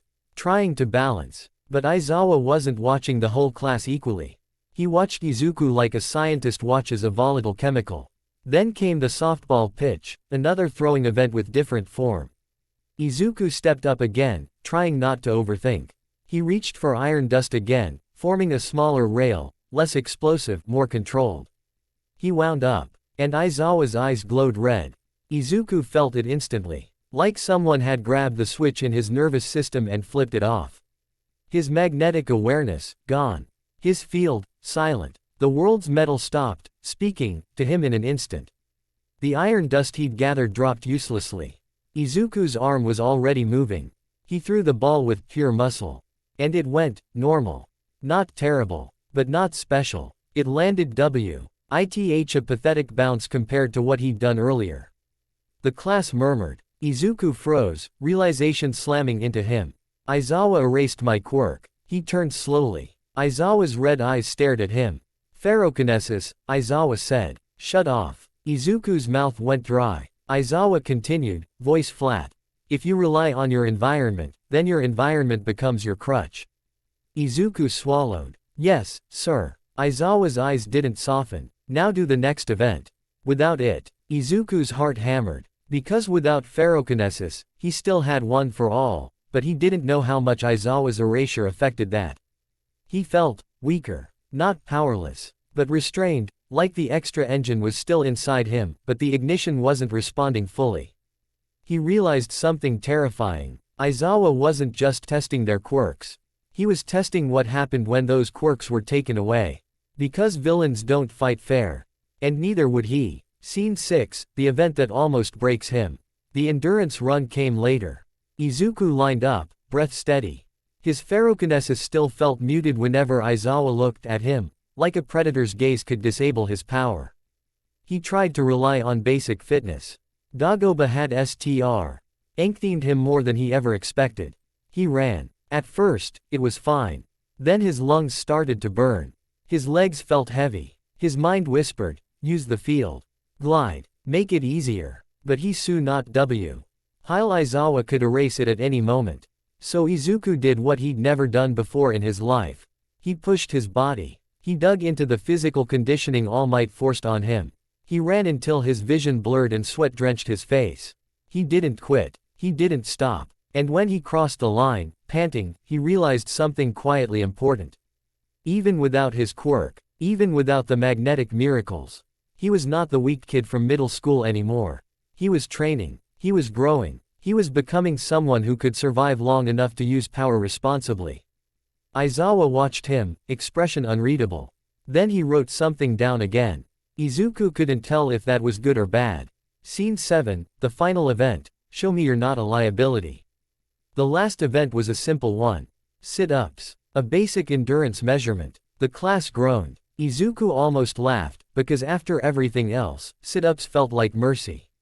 They did them. Numbers were recorded. Students collapsed dramatically. Kirishima shouted about manliness. Bakugo looked irritated that anything could be boring. And then Aizawa gathered them. He held up his tablet. Results, he said. Everyone leaned forward like starving people. Aizawa's gaze swept the class. You're all better than average, he said, sounding annoyed by it. As expected, relief rippled. Then his eyes landed on Izuku again. In Midoriya, Aizawa said. Your quirk is excessively dangerous. Izuku's stomach dropped. Uraraka looked worried. Iida stiffened. Bakugo's mouth curled into a grin like he wanted Izuku to fall. Izuku bowed quickly. I'm sorry, sir. I'll work harder on control. Aizawa cut him off. I'm not accusing you of being reckless. Izuku blinked. Aizawa's eyes narrowed. I'm accusing you of being tempting. Izuku froze. Aizawa continued. Your power solves problems easily. That creates arrogance. Or dependence. He looked directly at Izuku. So you will train under the assumption that one day, you will face a battlefield with no metal, no time. And no second chances. Izuku nodded, throat tight. Yes, sir. Aizawa turned away slightly. Then he said, like it was nothing. I'm not expelling anyone today. The old class exhaled like they'd been holding their breath for an hour. Some students laughed nervously. Others nearly cried. Uraraka sank to her knees in relief. Iida snapped, Sir. That threat was psychologically. Aizawa shrugged. It worked. Then he added, colder. If you can't handle pressure, quit now. He started walking back toward the school. Then he paused and glanced over his shoulder, eyes briefly catching Izuku again.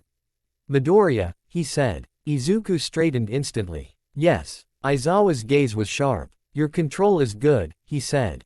Better than I expected. Izuku's heart jumped. If I ever see you use your power in a way that risks civilian lives, I will erase it myself and let you fail. Izuku swallowed hard. Yes, sir, he whispered. Aizawa walked away. Bakugo's footsteps came closer behind Izuku. Izuku didn't turn around yet, but he could feel the heat of Bakugo's rage like a bomb with a timer. Uraraka leaned in, whispering, "Are you okay?" Izuku nodded slowly. "I think so," he whispered back.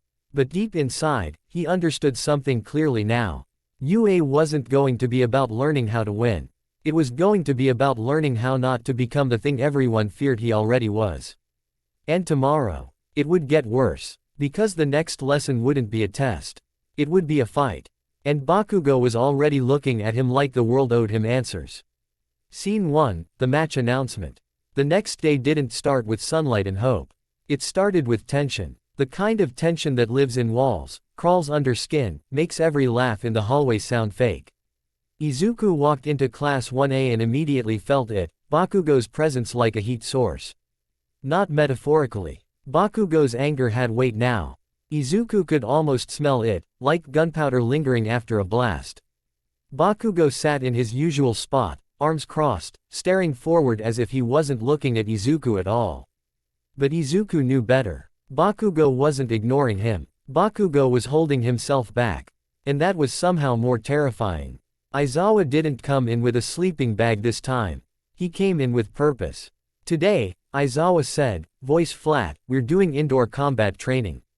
The class perked up instantly. Excitement lit up faces. Nervousness followed. He tossed a remote onto the desk and the wall screen activated, showing a map of a building, rooms, hallways, marked points. A battle trial, Aizawa continued. Hero team versus villain team. He pointed at the screen.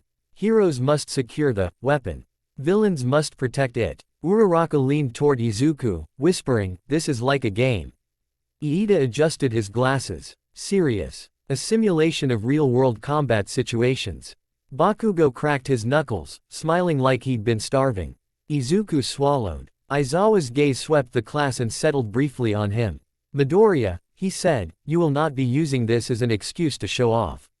Izuku nodded quickly. Yes, sir. Aizawa turned back to the screen. I will assign teams randomly. He clicked the remote. Names appeared. The first team. Heroes. Uraraka Ochako, Midoriya Izuku.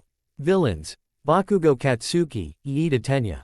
The room went silent. Izuku felt his stomach drop through the floor. Uraraka blinked. Oh, we're together. Iida stiffened. Bakugo and I, as villains. Bakugo didn't react. For a second. Then his grin stretched into something sharp and ugly.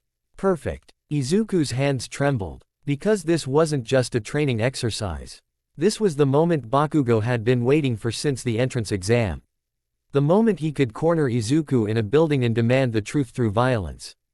Aizawa looked at Bakugo. No killing intent. Bakugo's smile didn't change. Of course. Aizawa stared at him like he didn't believe that for a second. Then he looked at Izuku and Uraraka. You too, Aizawa said. Prepare. 10 minutes. Izuku turned to Uraraka, trying to breathe. Uraraka smiled, but it was shaky now.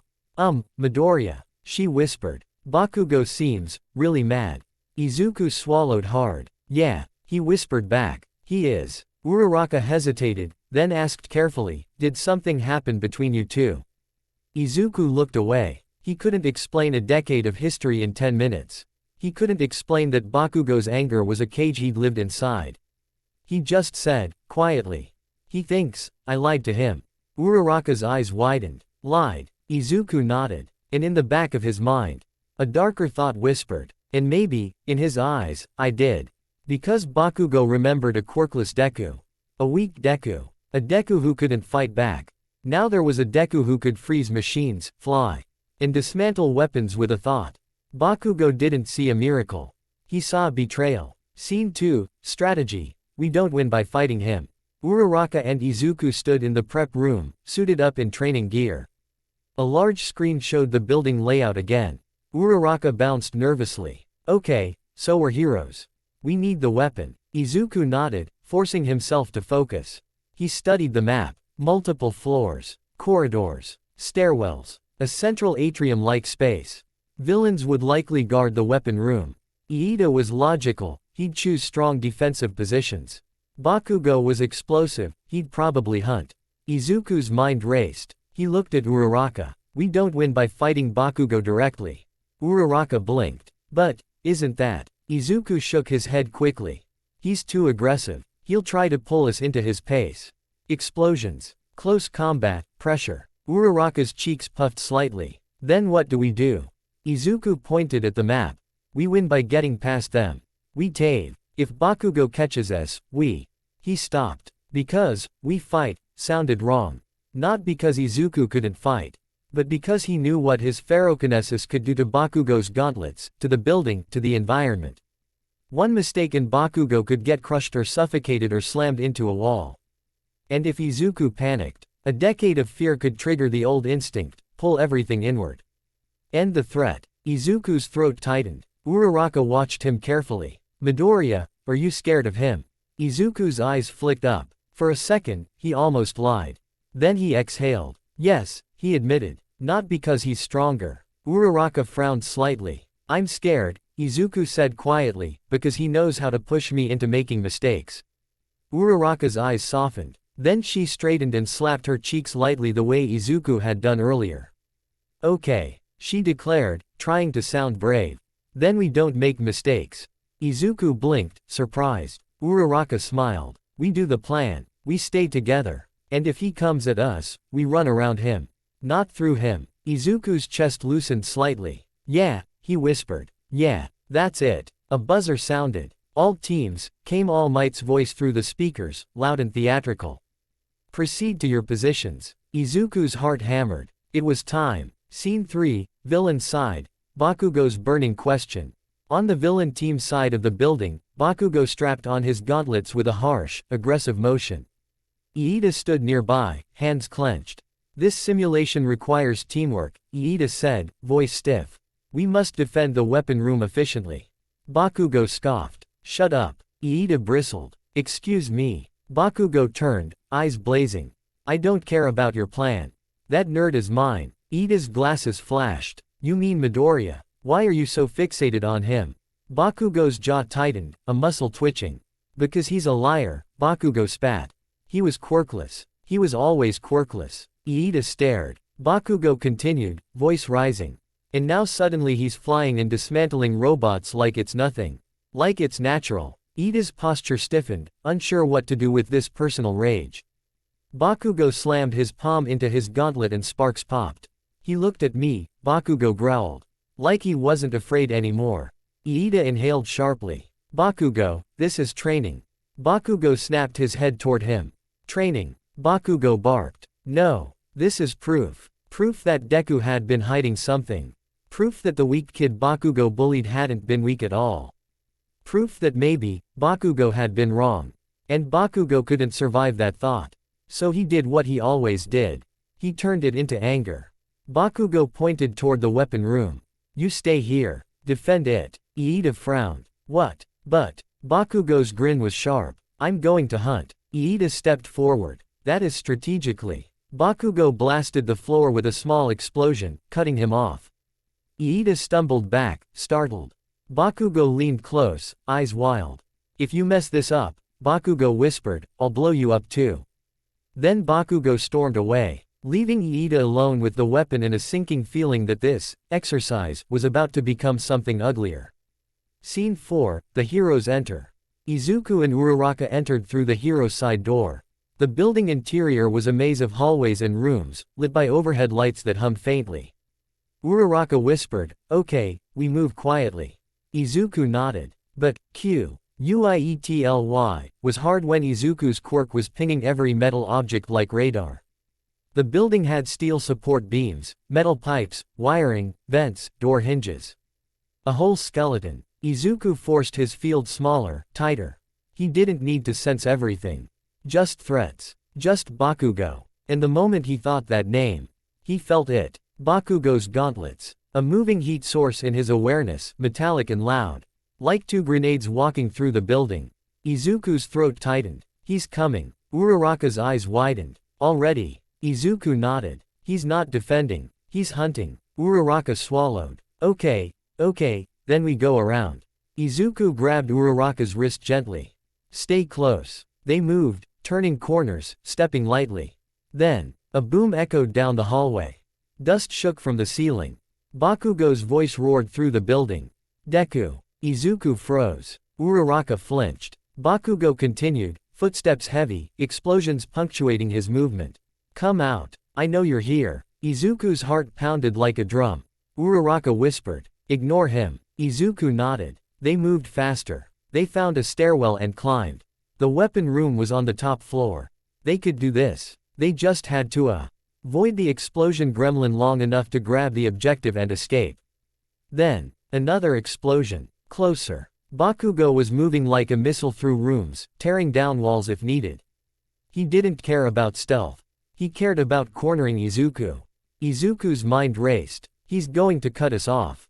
He looked around quickly. Metal pipes ran along the ceiling. Door hinges. Fire extinguisher cabinet. He could create barriers. He could lock doors. But if Bakugo exploded, the building might collapse. No, not barriers. Misdirection. Izuku reached out with his quirk, careful, delicate, and loosened bolts on a nearby metal vent cover. He didn't rip it off. He just made it clatter to the floor loudly down a side corridor. A distraction. Bakugo's footsteps paused, then blasted toward the noise. Found you. Izuku winced. Uraraka stared at him. That was smart. Izuku exhaled. We keep moving. They slipped away, climbing again. But Izuku knew something now. Bakugo wasn't going to stop. Even if they got the weapon, Bakugo would chase. Even if the timer ended, Bakugo would try to prove something. This wasn't about points. It was about dominance. And Izuku hated that part of him still wanted to shrink. He forced himself to straighten. If Bakugo cornered him, he would not break. Scene 5, the weapon room, Ida's wall. They reached the top floor and found the weapon room door. Izuku paused, sensing inside. Two metallic presences, one large, stable, likely the weapon, a mock nuke. And one moving, precise, metallic engines. Iida. Uraraka whispered, Ida's inside. Izuku nodded. Iida wasn't cruel like Bakugo. But he was strict. And he'd take this seriously. They opened the door slowly. Inside, the mock weapon sat on a pedestal like a trophy. Iida stood in front of it, legs braced, arms ready. He saw them and snapped into action. As villains, Iida declared, we will defend this objective with honor. Uraraka blinked. Iida, you don't have to. Iida pointed sharply. Heroes must overcome obstacles. Proceed. Izuku swallowed. This was manageable. Iida was fast, but his movement was predictable, direct, efficient, linear. Izuku held up a hand. Iida, this is training. We can do it without. Iida charged. Uraraka squeaked. He's serious. Izuku moved instantly, pushing his magnetic field outward toward the metal beams in the floor. Not to hurt Iida. To control space. He pulled two metal P-port poles from the side wall, just enough to slide them across the floor and create a crossbar obstacle. Iida dodged, engines roaring. He launched toward Uraraka. Izuku flicked his wrist and tugged T. He metal buckles on Iida's boots slightly, altering his angle just enough to throw him off. Iida stumbled, surprised. Uraraka used the moment, touching the crossbar, making it weightless, then swinging it up like a bat to block. Iida skidded back, shocked. Izuku pointed at the weapon. Uraraka, go. Uraraka nodded and sprinted for the pedestal. Iida's eyes widened. No. He tried to rush again. Izuku raised his hand and gently, but firmly, pulled the metal support beams in the ceiling down into a cage-like formation around Iida's path. Not crush completely. Just creating a funnel forcing him to slow down. Iida cursed under his breath. So you can manipulate architecture too. Izuku's jaw tightened. Iida, stop. You'll hurt yourself forcing through that. Iida hesitated. Because he felt it too, the pressure, the force. The way the metal was moving like a living thing. Then he heard a boom from below. Bakugo was coming. Fast. And Iida's eyes widened with dread. Bakugo will destroy this building, Iida blurted. Izuku nodded grimly. I know. Uraraka grabbed the weapon mock-up, struggling with its size. It's heavy, she hissed. Izuku stepped forward. I can. A massive explosion shook the hallway outside. The door blasted inward. Smoke rolled in like a dragon's breath. Bakugo stood in the doorway, eyes glowing with fury. He looked at Izuku, then at Uraraka holding the objective. And at Iida trapped in half-formed metal funnels. Bakugo's grin was pure venom. There you are. Scene 6, The Confrontation, Bakugo vs. Reality. Bakugo marched in. Not rushed. Not frantic. Slow, deliberate steps like he wanted Izuku to feel every second of what was coming. Uraraka backed up, clutching the weapon. Iida shouted, Bakugo, control yourself. This is not. Bakugo ignored him completely. His eyes stayed on Izuku. You. Bakugo said, voice low, shaking with anger. Explain. Izuku's throat tightened. Bakugo. No. Bakugo barked. Don't say my name like we're equals. His gauntlets hissed, sparks popping. You were quirkless, Bakugo growled. You were nothing. You were weak. You were. He stopped, jaw twitching. You were supposed to stay below me. The words hung in the air like poison. Uraraka stared, horrified. Iida's eyes widened, anger rising. Bakugo, that is. Bakugo snapped, shut up. Then he looked at Izuku again. And now, Bakugo continued, voice raw, you're pulling metal like some kind of god. Flying like it's normal. You think I'm stupid. Izuku swallowed, trying to breathe. He wanted to say, I didn't choose this. It happened. It woke up. I almost died. But Bakugo didn't want truth. He wanted a reason to hate. Bakugo's eyes narrowed. I'm going to beat the answer out of you. He raised his arm. The explosion gathered. Uraraka shouted, Bakugo, stop. Bakugo fired. A blast roared toward Izuku like a cannon. Izuku's instinct screamed, dodge. But his mind answered, contain. He reached out, fast, precise, targeting Bakugo's gauntlets. He felt the metal plates, the bolts, the mechanisms. And with a single tightening motion, he crushed them. Not inward enough to break bones. Not enough to mutilate. But enough to lock the gauntlets, joints and compress the firing vents shut. The explosion misfired. It burst sideways, weak, sparks sputtering like a dying firework. Bakugo froze, eyes wide. He tried again. Nothing. His gauntlets were sealed. His weapon was gone. Bakugo stared at his arms like they'd betrayed him. Then he looked at Izuku with horror. What did you do? Izuku's voice was steady, surprisingly steady. I neutralized your support gear, Izuku said quietly. Because you were about to blow up the room. Bakugo's breathing turned ragged. His face contorted. This wasn't the fight he wanted. He wanted Deku to panic. He wanted Deku to flinch. He wanted Deku to break the way he always had. Instead, Deku just ended him. Bakugo snarled and rushed forward, fists clenched. I don't need them. He swung. Izuku didn't punch back. He stepped aside calmly, like Gran Torino had taught in basics. All Might showed him, and what he'd watched for years from Heroes. Bakugo swung again. Izuku moved again. A third swing. A fourth. Bakugo's punches were violent, wild, emotional. Izuku's movements were controlled, minimal. And that alone drove Bakugo insane. Fight me. Bakugo screamed. Izuku's eyes narrowed. This isn't a fight, Izuku said, voice low. Bakugo froze for half a second. Izuku continued. It's a containment breach. Then Izuku raised his hand slightly and pulled. The metal pipes from the ceiling dropped, not onto Bakugo, but around him. Forming a cage like bars snapping into place. Bakugo slammed into them, trying to break through. Izuku tightened the cage just enough to hold. Bakugo snarled, veins bulging. Let me out. Izuku stepped closer, gaze steady. I'm not hurting you, Izuku said. I'm stopping you. Bakugo's eyes shook. Because that sentence was worse than any insult. It said, you're not a rival. You're a threat. Bakugo's fists trembled. Then, without warning, Bakugo shouted and charged again, slamming his shoulder against the bars. The cage rattled. Izuku felt the pressure. He felt how easily he could end this by compressing tighter. He didn't. Instead, he widened his stance and anchored his field. Uraraka, Izuku said, not taking his eyes off Bakugo. Go. Now. Uraraka swallowed, still stunned, then nodded and bolted for the exit with the weapon. Iida watched, conflicted, then shouted, heroes win. Bakugo roared like an animal. No. He slammed again. Izuku's field trembled. And Izuku realized something horrifying. Bakugo was willing to break himself if it meant breaking Izuku. Aizawa's warning echoed. If you ever use your power in a way that risks lives.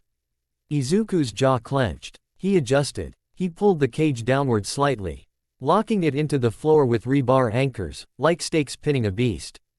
Bakugo fell to one knee, trapped. He stared up at Izuku, breathing hard, eyes burning with humiliation. Izuku stared back, and then he said something he never thought he would. Bakugo, Izuku said quietly, I'm not looking down on you. Bakugo's eyes twitched. Izuku continued, voice shaking just slightly. I never was. Bakugo's face contorted. Liar. Izuku cut him off. I was afraid, Izuku admitted. Every day. Of you. The room went still. Even Bakugo froze, stunned by the honesty. Izuku's hands trembled at his sides. But I'm not going to be afraid anymore, Izuku said. Not because I'm stronger. He leaned closer. Because heroes don't get to be controlled by fear. Bakugo's mouth opened, but no sound came out. Because his whole world had been built on one assumption. Deku is weak. And now Deku was telling him something worse. I was never weak. I was just scared. And back. Yugo had no idea what to do with that truth. Scene 7, the end signal. An alarm blared. All Might's voice boomed through the building. Time. Hero team has secured the objective. Uraraka's voice echoed faintly from the hallway. We did it. Quote. Iida exhaled hard, relief and frustration mixed together. Bakugo stayed trapped, shaking with rage. Izuku loosened the cage, slowly, allowing the bars to rise back into the ceiling.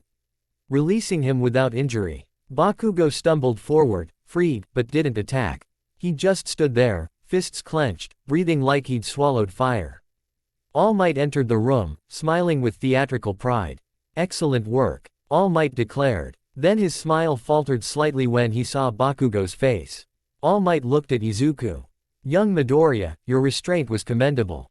Izuku bowed quickly, still tense. Thank you, All Might. All Might turned to Bakugo. Young Bakugo, your aggression.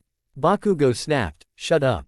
The room froze again. All Might's smile tightened. Aizawa's voice came from the doorway behind All Might.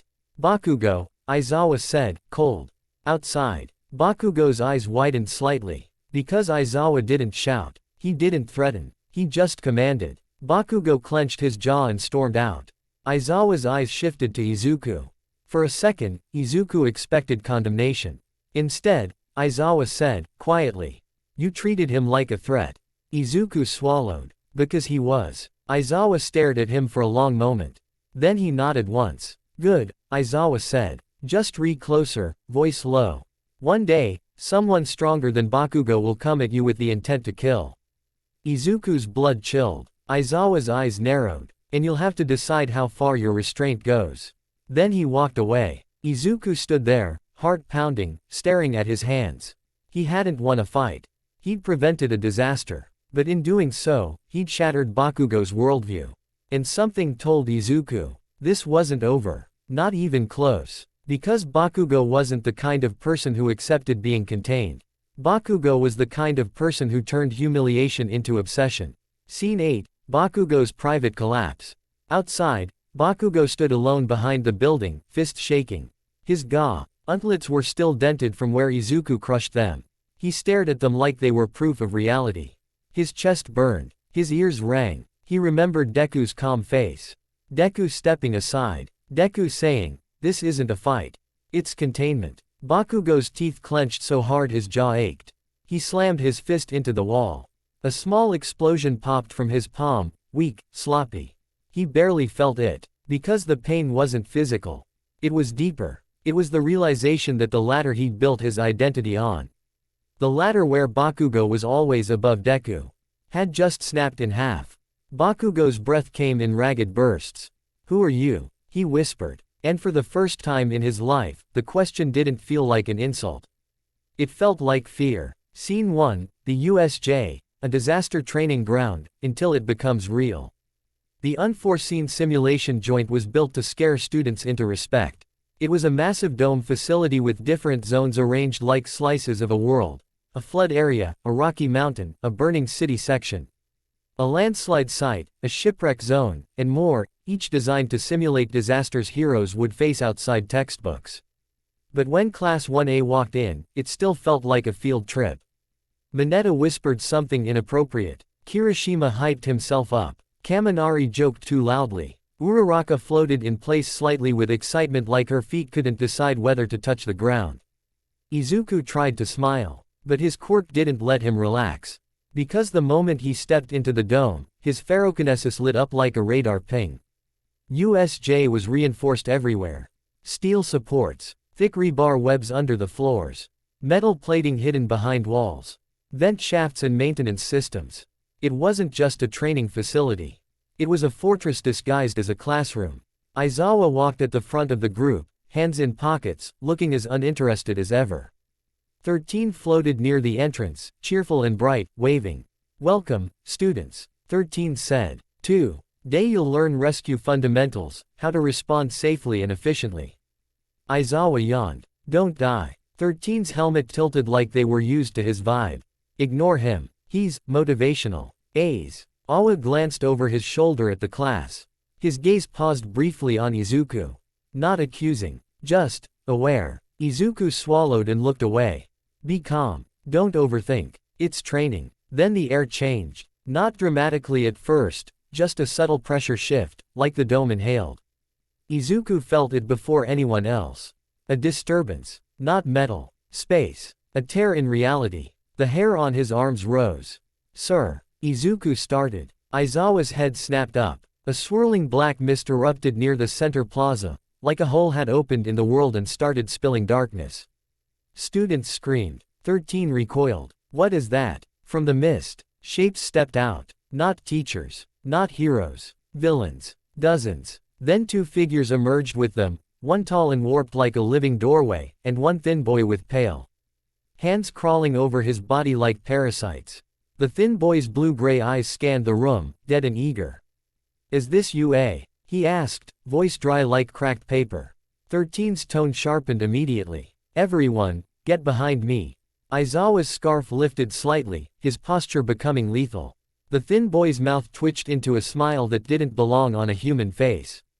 "Found you," he murmured. "Kerr." Ogiri's warped voice rolled out like smoke. "Shigaraki Tamura, instructions." Shigaraki's gaze drifted toward the class.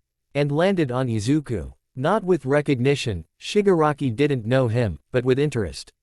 Because Izuku was staring back without freezing. The air felt heavy. Shigaraki's smile widened. "Kill All Might," he said casually, like he was ordering food. "If he's not here, kill the students." The class went dead silent. Uraraka's hand covered her mouth. Iida stepped forward, furious and terrified. "You can't just." Aizawa moved like a switch flipped. 13, Aizawa said flatly. "Protect them." Then Aizawa stepped toward the villains. Alone. Izuku's chest tightened. He's going to fight all of them, alone. Aizawa's eyes glowed red. His scarf snapped through the air like a weapon. "Listen up," Aizawa said to the class without looking back. "Get out." Then he charged. And the lesson became real. Scene 2, Aizawa vs. The Swarm. Aizawa hit the villains like a storm. He erased Q. Yerks with a stare and dropped bodies with ruthless efficiency, scarf yanking legs out, fists landing in precise places, momentum turning villains into ragdolls. It was terrifying. It was inspiring. And it was not enough. Because there were too many. Izuku stood frozen for half a second, not from fear, but from the overwhelming calculation his mind exploded into. Exit routes. Enemy count. Kurogiri's warp behavior. Shigaraki's decay, contact-based. Metal availability. Students' weaknesses. He felt the rebar under the concrete like a sleeping army. He could fortify. He could cage. But the class was exposed.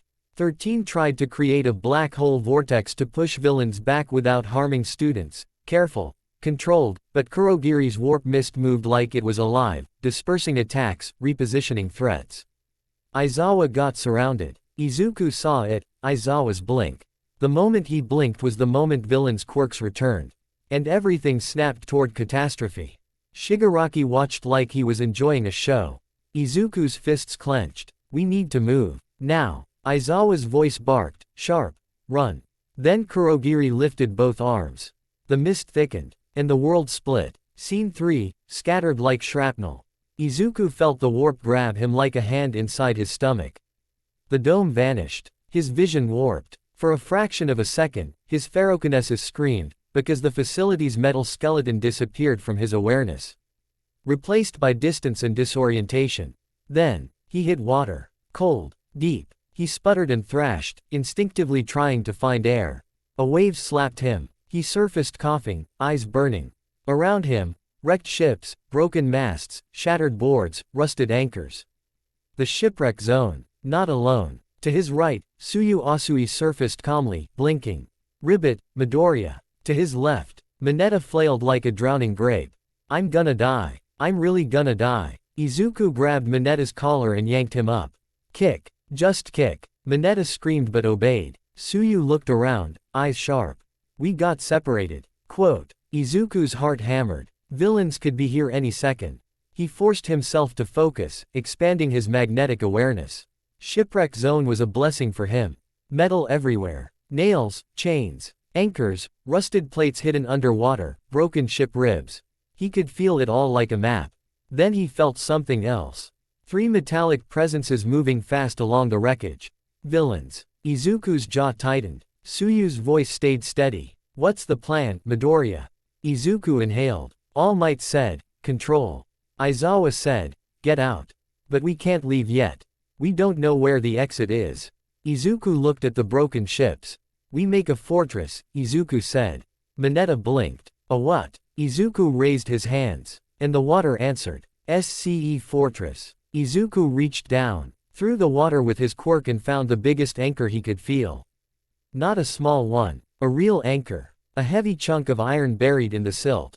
He pulled, carefully, not explosively, lifting it up from the seabed. Water churned. The anchor rose like a sea monster. Mineta screamed. That's illegal. Tsuyu stared, impressed. That's amazing. Izuku didn't stop. He pulled chains up too, thick, rusted links. He grabbed broken metal plates from ship hulls and dragged them to the surface, stacking them into a crude platform. A raft, except not wood. Metal. He shaped it into a wide sheet, then nchored it in place with the chains like tent ropes. Get on, Izuku ordered. Mineta scrambled up instantly. Tsuyu hopped gracefully onto the platform. Izuku then pulled smaller scraps, rods, nails, NT beams, forming them into curved barricades around the raft's edges. A ring of metal spikes faced outward, not sharp enough to impale anyone, but enough to discourage jumping onto it. Then he added something crucial. A ceiling. He pulled a long, flat sheet of metal from a ship's side and bent it overhead like a protective canopy. Now it wasn't just a raft. It was a floating bunker. Tsuyu's eyes widened. You built this in seconds. Izuku swallowed, sweat on his forehead despite the cold. We can't fight like normal. But we can control the environment. Mineta hugged Tsuyu's leg. I love environments. Tsuyu kicked him off calmly. Don't cling. Then, a villain voice echoed across the water. Hey, found some kids. 3 villains jumped across wreckage toward them, one with a blade-like quirk forming along his arms. One with a heavy metal pipe, and another with a brute build and a grin. Izuku's heart tightened. Tsuyu crouched, ready. Mineta whimpered. Izuku raised his hand. Stop, he said quietly. The villain with the pipe swung. Izuku didn't block with his body. He pulled the pipe out of the villain's hands like it was a toy. The villain blinked, stunned. Huh. Izuku twisted his wrist. The pipe bent around the villain's torso like a metal snake, pinning his arms to his sides. The brute villain leapt. Izuku repelled, hard. A shock of force shoved the brute backward off the wreckage. He hit water with a splash and screamed. The blade-armed villain tried to throw a strike. Izuku yanked every nail and chain fragment nearby into a net midair, weaving them into a mesh barrier. The blade hit the mesh and got stuck, caught in gaps, tangled. Tsuyu launched forward, tongue snapping out, yanking the villain's legs out from under him. The villain slammed onto the raft and Mineta, panicking, threw sticky balls on his face. The villain screamed muffled curses. Izuku exhaled, shaking. That was the key. This wasn't about punching harder. It was about denying enemies their tools, their movement, their confidence. Tsuyu looked at Izuku, calm and serious. We should regroup with the others. Izuku nodded. He closed his eyes and expanded his awareness outward, searching. USJ was huge. But now, thanks to OFA supercharging his field, he could sense metal farther than before. He felt distant zones like faint constellations. Then, there, a cluster of moving metal signatures in the flood zone boundary corridor. Other students. He could also feel something worse. A large, dense presence moving near the central plaza. A mass of metal. No, not metal. Something biological. Heavy. Fast. His stomach dropped. The Nomu. Izuku whispered. Tsuyu blinked. Nomu. Izuku swallowed. A bio-weapon. Designed to fight All Might. Magneto looked like his soul left his body. How do you know that? Izuku didn't answer. He didn't have time. He looked at the wreckage around them. We're leaving, Izuku said. He pulled the chains. The floating bunker moved. Not rowing. Not drifting. It glided across the water like a magnetic boat, drawn toward metal points in the distance. And for the first time, villains watching from afar hesitated. Because a student wasn't fleeing. He was relocating his fortress. Scene 5, the central plaza. Aizawa bleeds, Deku responds. As Izuku guided them toward the zone exit, he felt the battle in the main dome like a pressure storm. Metal signals clashed, concrete cracked, and Aizawa's presence, human, not metallic, felt like a weakening heartbeat in the middle of it. Izuku's throat tightened. Sense isn't enough. I need eyes. He pulled a thin metal rod up fro. The wreckage and shaped it into a tiny periscope-like mirror, crude, but workable, then raised it above the boundary wall to peek toward the center. What he saw made his blood go cold. Aizawa was fighting like a demon. But he was surrounded. And Shigaraki was laughing. Then the Nomu entered frame, towering, muscular, stitched together, with a brain-like head and dead eyes. It moved like a missile. Aizawa tried to evade. And got hit. Hard. Aizawa slammed into concrete, coughing. His goggles cracked. His erasure blinked off for a moment. And the villains surged. Izuku's hands trembled. Tsuyu saw his face change. Midoriya. Izuku's voice came out tight. We can't just run. Magneto squealed. Yes we can. Izuku looked at them. If Aizawa goes down, everyone goes down. Tsuyu's expression tightened, serious. Then we help. Magneto stared at Tsuyu like she'd betrayed his cowardice. Tsuyu looked at him calmly. Magneto, be useful. Magneto whimpered. I hate hero school. Izuku inhaled and focused. He couldn't fight the Nomu directly. It wasn't metal. But USJ's structure was. And the Nomu was standing in it. He expanded his field outward into the facility skeleton. Rebar. Support beams. Metal catwalks. Ventilation shafts. He could feel them all. He could turn the USJ itself into a weapon. Izuku's jaw clenched. Okay, he whispered. We do this like rescue training. He looked at Tsuyu and Magneto. We don't charge. Izuku said. We disrupt. We buy time. Tsuyu nodded. Ribbit. Magneto gulped. I'm going to cry. You can cry later, Izuku said. Now move. He pulled a metal beam FR. Nearby wreckage and shaped it into a flat board. A magnetic surfboard. He stepped onto it, balancing carefully. Tsuyu hopped onto the edge.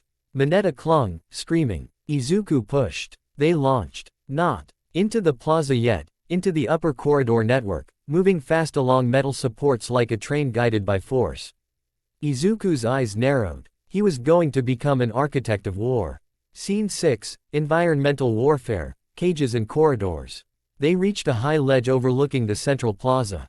Villains swarmed below. 13 had been forced back, trying to protect the students near the entrance. Aizawa was struggling to stand. Shigaraki watched, hands twitching like he was impatient. And the Nomu stood between All Might's absence and the class like a wall made of flesh. Izuku lifted both hands. He didn't try to lift the whole building. He chose small, smart actions, like he did with bolts. First, isolate the swarm. He yanked rebar out of the concrete in sudden arcs, dozens of thick metal rods ripping free like steel vines. The villains below looked up, startled. The rebar curved and snapped into place around clusters of villains, forming cage domes. Not crushing, Not impaling. Just locking them down. Some villains tried to break through.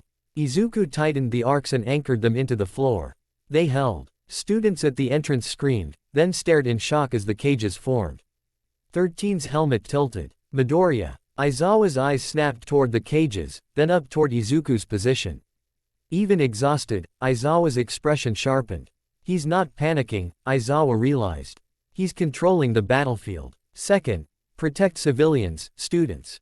Izuku pulled loose metal panels from catwalk edges and shaped them into shields, sliding them in front of students like moving walls.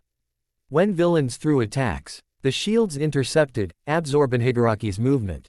Shigaraki's decay needed contact, so Izuku created distance. He pulled metal floor grates up around Shigaraki, not trapping him fully. Kurogiri could warp, but forcing Shigaraki to slow, to step carefully, to hesitate. Shigaraki's eyes widened, annoyed. What is this? Shigaraki hissed. Kurogiri's mist shifted, protective. A student, manipulating the infrastructure. Shigaraki's gaze sharpened toward Izuku's ledge. You. Izuku's spine chilled. Shigaraki pointed at him. Kill him. A wave of villains surged toward the stairwell. Izuku's heart hammered. Tsuyu snapped, they're coming. Izuku nodded. Now came the hardest part. He had to hold the line without becoming reckless. He pulled more metal from the ceiling supports, forming a funnel corridor, like a steel maze, forcing the rushing villains into narrow lanes.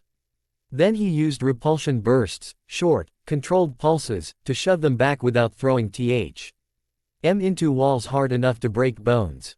It was brutal, efficient, and very, very controlled. Mineta, crying, threw sticky balls into the choke points, making villains slip and get trapped. Tsuyu Gra. BBED anyone who got too close and yanked them off balance, tying them up with tongue-assisted restraint. For 30 precious seconds, the tide slowed. Aizawa staggered up. He looked up at Izuku and, for the first time since school began, he didn't look tired. He looked impressed. Then the Nomu moved. It leapt, fast, toward Aizawa again. Izuku's stomach dropped. He couldn't control it, but he could control what it landed on. Scene 7, Nomu, burying a monster in steel. The Nomu's fist swung toward Aizawa.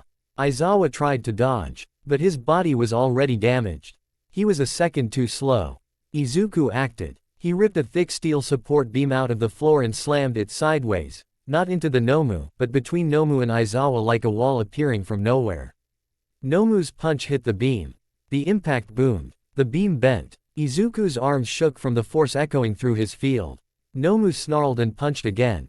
The beam cracked. Shigaraki laughed, delighted. Yes. Break it. Izuku grit his teeth. This wasn't going to hold. So he changed tactics. He didn't try to stop the Nomu. He tried to bury it. He reached into the building's skeleton and pulled multiple steel supports at once, forming a cage made of thick beams and rebar. Not a small cage. A massive, layered containment box. He slammed it down around the Nomu like a prison being assembled in real time. Nomu roared and tried to break out. Izuku tightened. More beams. More anchors. More rebar stakes driven into the floor. The cage became heavier, denser, compacting the space around Nomu. Not crushing it, Nomu's durability was insane, but pinning it under sheer mass. Nomu slammed fists into the beams. The beams bent. Izuku's forehead dripped sweat. He used one for all, not in a punch, but as a stabilizer, feeding energy into his magnetic output to keep the cage from shaking apart. Nomu's movement slowed. Not stopped, but slowed. And in a battle like this, slowed was everything. Aizawa stared at the cage, then at Izuku. You, Aizawa rasped, breath harsh. Good. Izuku's throat tightened. Then, a massive gust hit the dome entrance. A familiar laugh thundered through the facility. Ha ha ha ha. All Might arrived. SC. Scene 8, the symbol of peace enters a steel warzone. All Might's presence hit the room like sunlight. Villains recoiled instinctively. 0. Students gasped like they'd been drowning and finally saw air. All Might stepped forward, cape flowing. Smile bright. I am here, he declared. Shigaraki's grin turned feral. Finally. Kurogiri shifted, cautious. All Might, as expected. All Might's gaze flicked across the plaza, students behind shields. Villains trapped in rebar cages, a massive steel containment box shaking from inside. His eyes widened slightly. Then, just briefly, his gaze found Izuku on the ledge. Izuku's heart lurched. All Might's expression didn't change for the crowd. But Izuku saw it. Pride. And warning. Don't overextend. Shigaraki snapped his fingers. Nomu. Nomu roared inside the steel box and surged, breaking beams outward. Izuku's field screamed from the strain as metal tore. The containment was failing, but it had bought time. All Might launched forward like a missile and it Nomu with a punch that sounded like a thunderclap. Nomu flew backward, smashing into the containment remnants. All Might followed, fast, brutal. Izuku saw the exchange and understood. Nomu was built to tank All Might's power. So All Might would need freedom, space, to go all out. But the USJ environment was fragile. If buildings collapsed, students could be buried. Izuku's jaw clenched. He shifted focus. Not on Nomu. On the infrastructure. He reached outward into the surrounding walls and ceiling supports, reinforcing weak points, pulling steel beams into brace formations, locking them into triangles, stabilizing columns. He wasn't fighting. He was preventing collapse. Every punch All Might landed shook the dome. Every impact threatened to bring debris down. Izuku countered that with structure. A web of steel braces formed invisibly behind the scenes. A moving safety net. All Might struck again. Nomu absorbed. All Might struck harder. Nomu staggered. Shigaraki laughed, thrilled. Yes, show me your limits. Izuku's hands trembled from sustaining the braces. Tsuyu tugged his sleeve. Midoriya, your nose. Izuku blinked and realized blood was trickling down. Overuse. Too much range. Too much output. He wiped it quickly. I'm fine, he lied. Mineta stared at the battlefield like he'd entered a nightmare. This is not school. Izuku swallowed. No, he whispered. It's not. Kurogiri moved to warp Shigaraki away when things got dangerous. Shigaraki hesitated, eyes locked on All Might. Then his gaze flicked to Izuku again, calculating. A student did this, Shigaraki muttered, disgusted. A student made this hard. Kurogiri's mist tightened protectively. Retreat may be advisable. Shigaraki's fingers twitched. He wanted to stay. But he wasn't stupid enough to die here. He hissed, fine. But we'll remember you. His eyes stayed on Izuku like a promise. Then Kurogiri warped them out. Villains began retreating as well, some trapped, some running, some dragged through portals. The attack ended like a nightmare waking up. Abrupt. Dirty. Leaving the air full of dust and fear. All Might stood in the center plaza, breathing hard, cape torn slightly, smiling for the students. But Izuku saw the truth in the tightness of his jaw. This wasn't a victory. It was a warning. Hero Society had been touched. And it didn't like what it felt. Scene 9, Aftermath. Aizawa's look, and a new kind of fear. Paramedics arrived. Teachers swarmed. Students were gathered and counted, shaking, crying, relieved.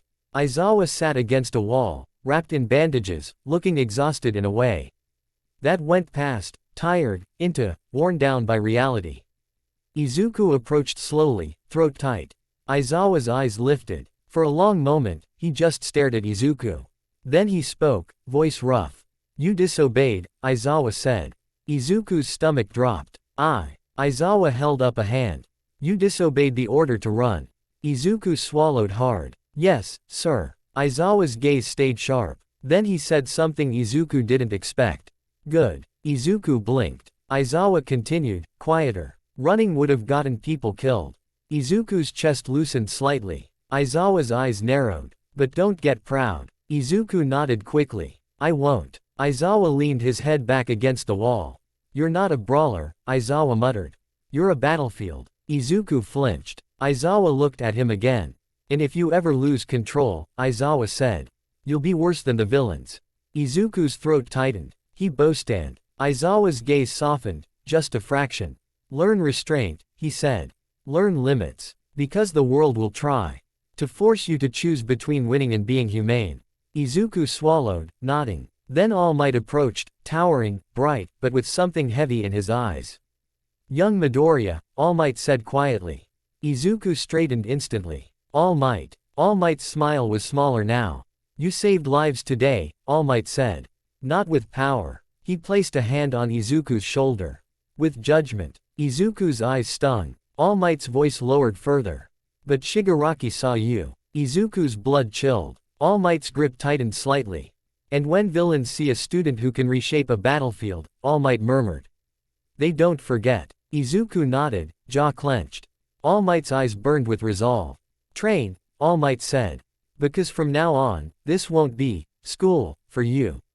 Izuku whispered, I know. All Might looked out at the damaged dome, steel braces still in place like the bones of a recovered skeleton. Then he looked back at Izuku. In Midoriya, All Might said, voice heavy with truth. You must decide what kind of symbol you want to become. Izuku's hands clenched. He remembered Aizawa's words. You're a battlefield. He remembered Bakugo's rage. He remembered Shigaraki's promise-like stare. Then Izuku took a breath and answered with quiet steel. A safe one, Izuku said. All Might's smile returned, small, proud. Good, All Might said. Thanks for watching guys, hope you enjoyed this video. If you do, consider leave a like and subscribe. That I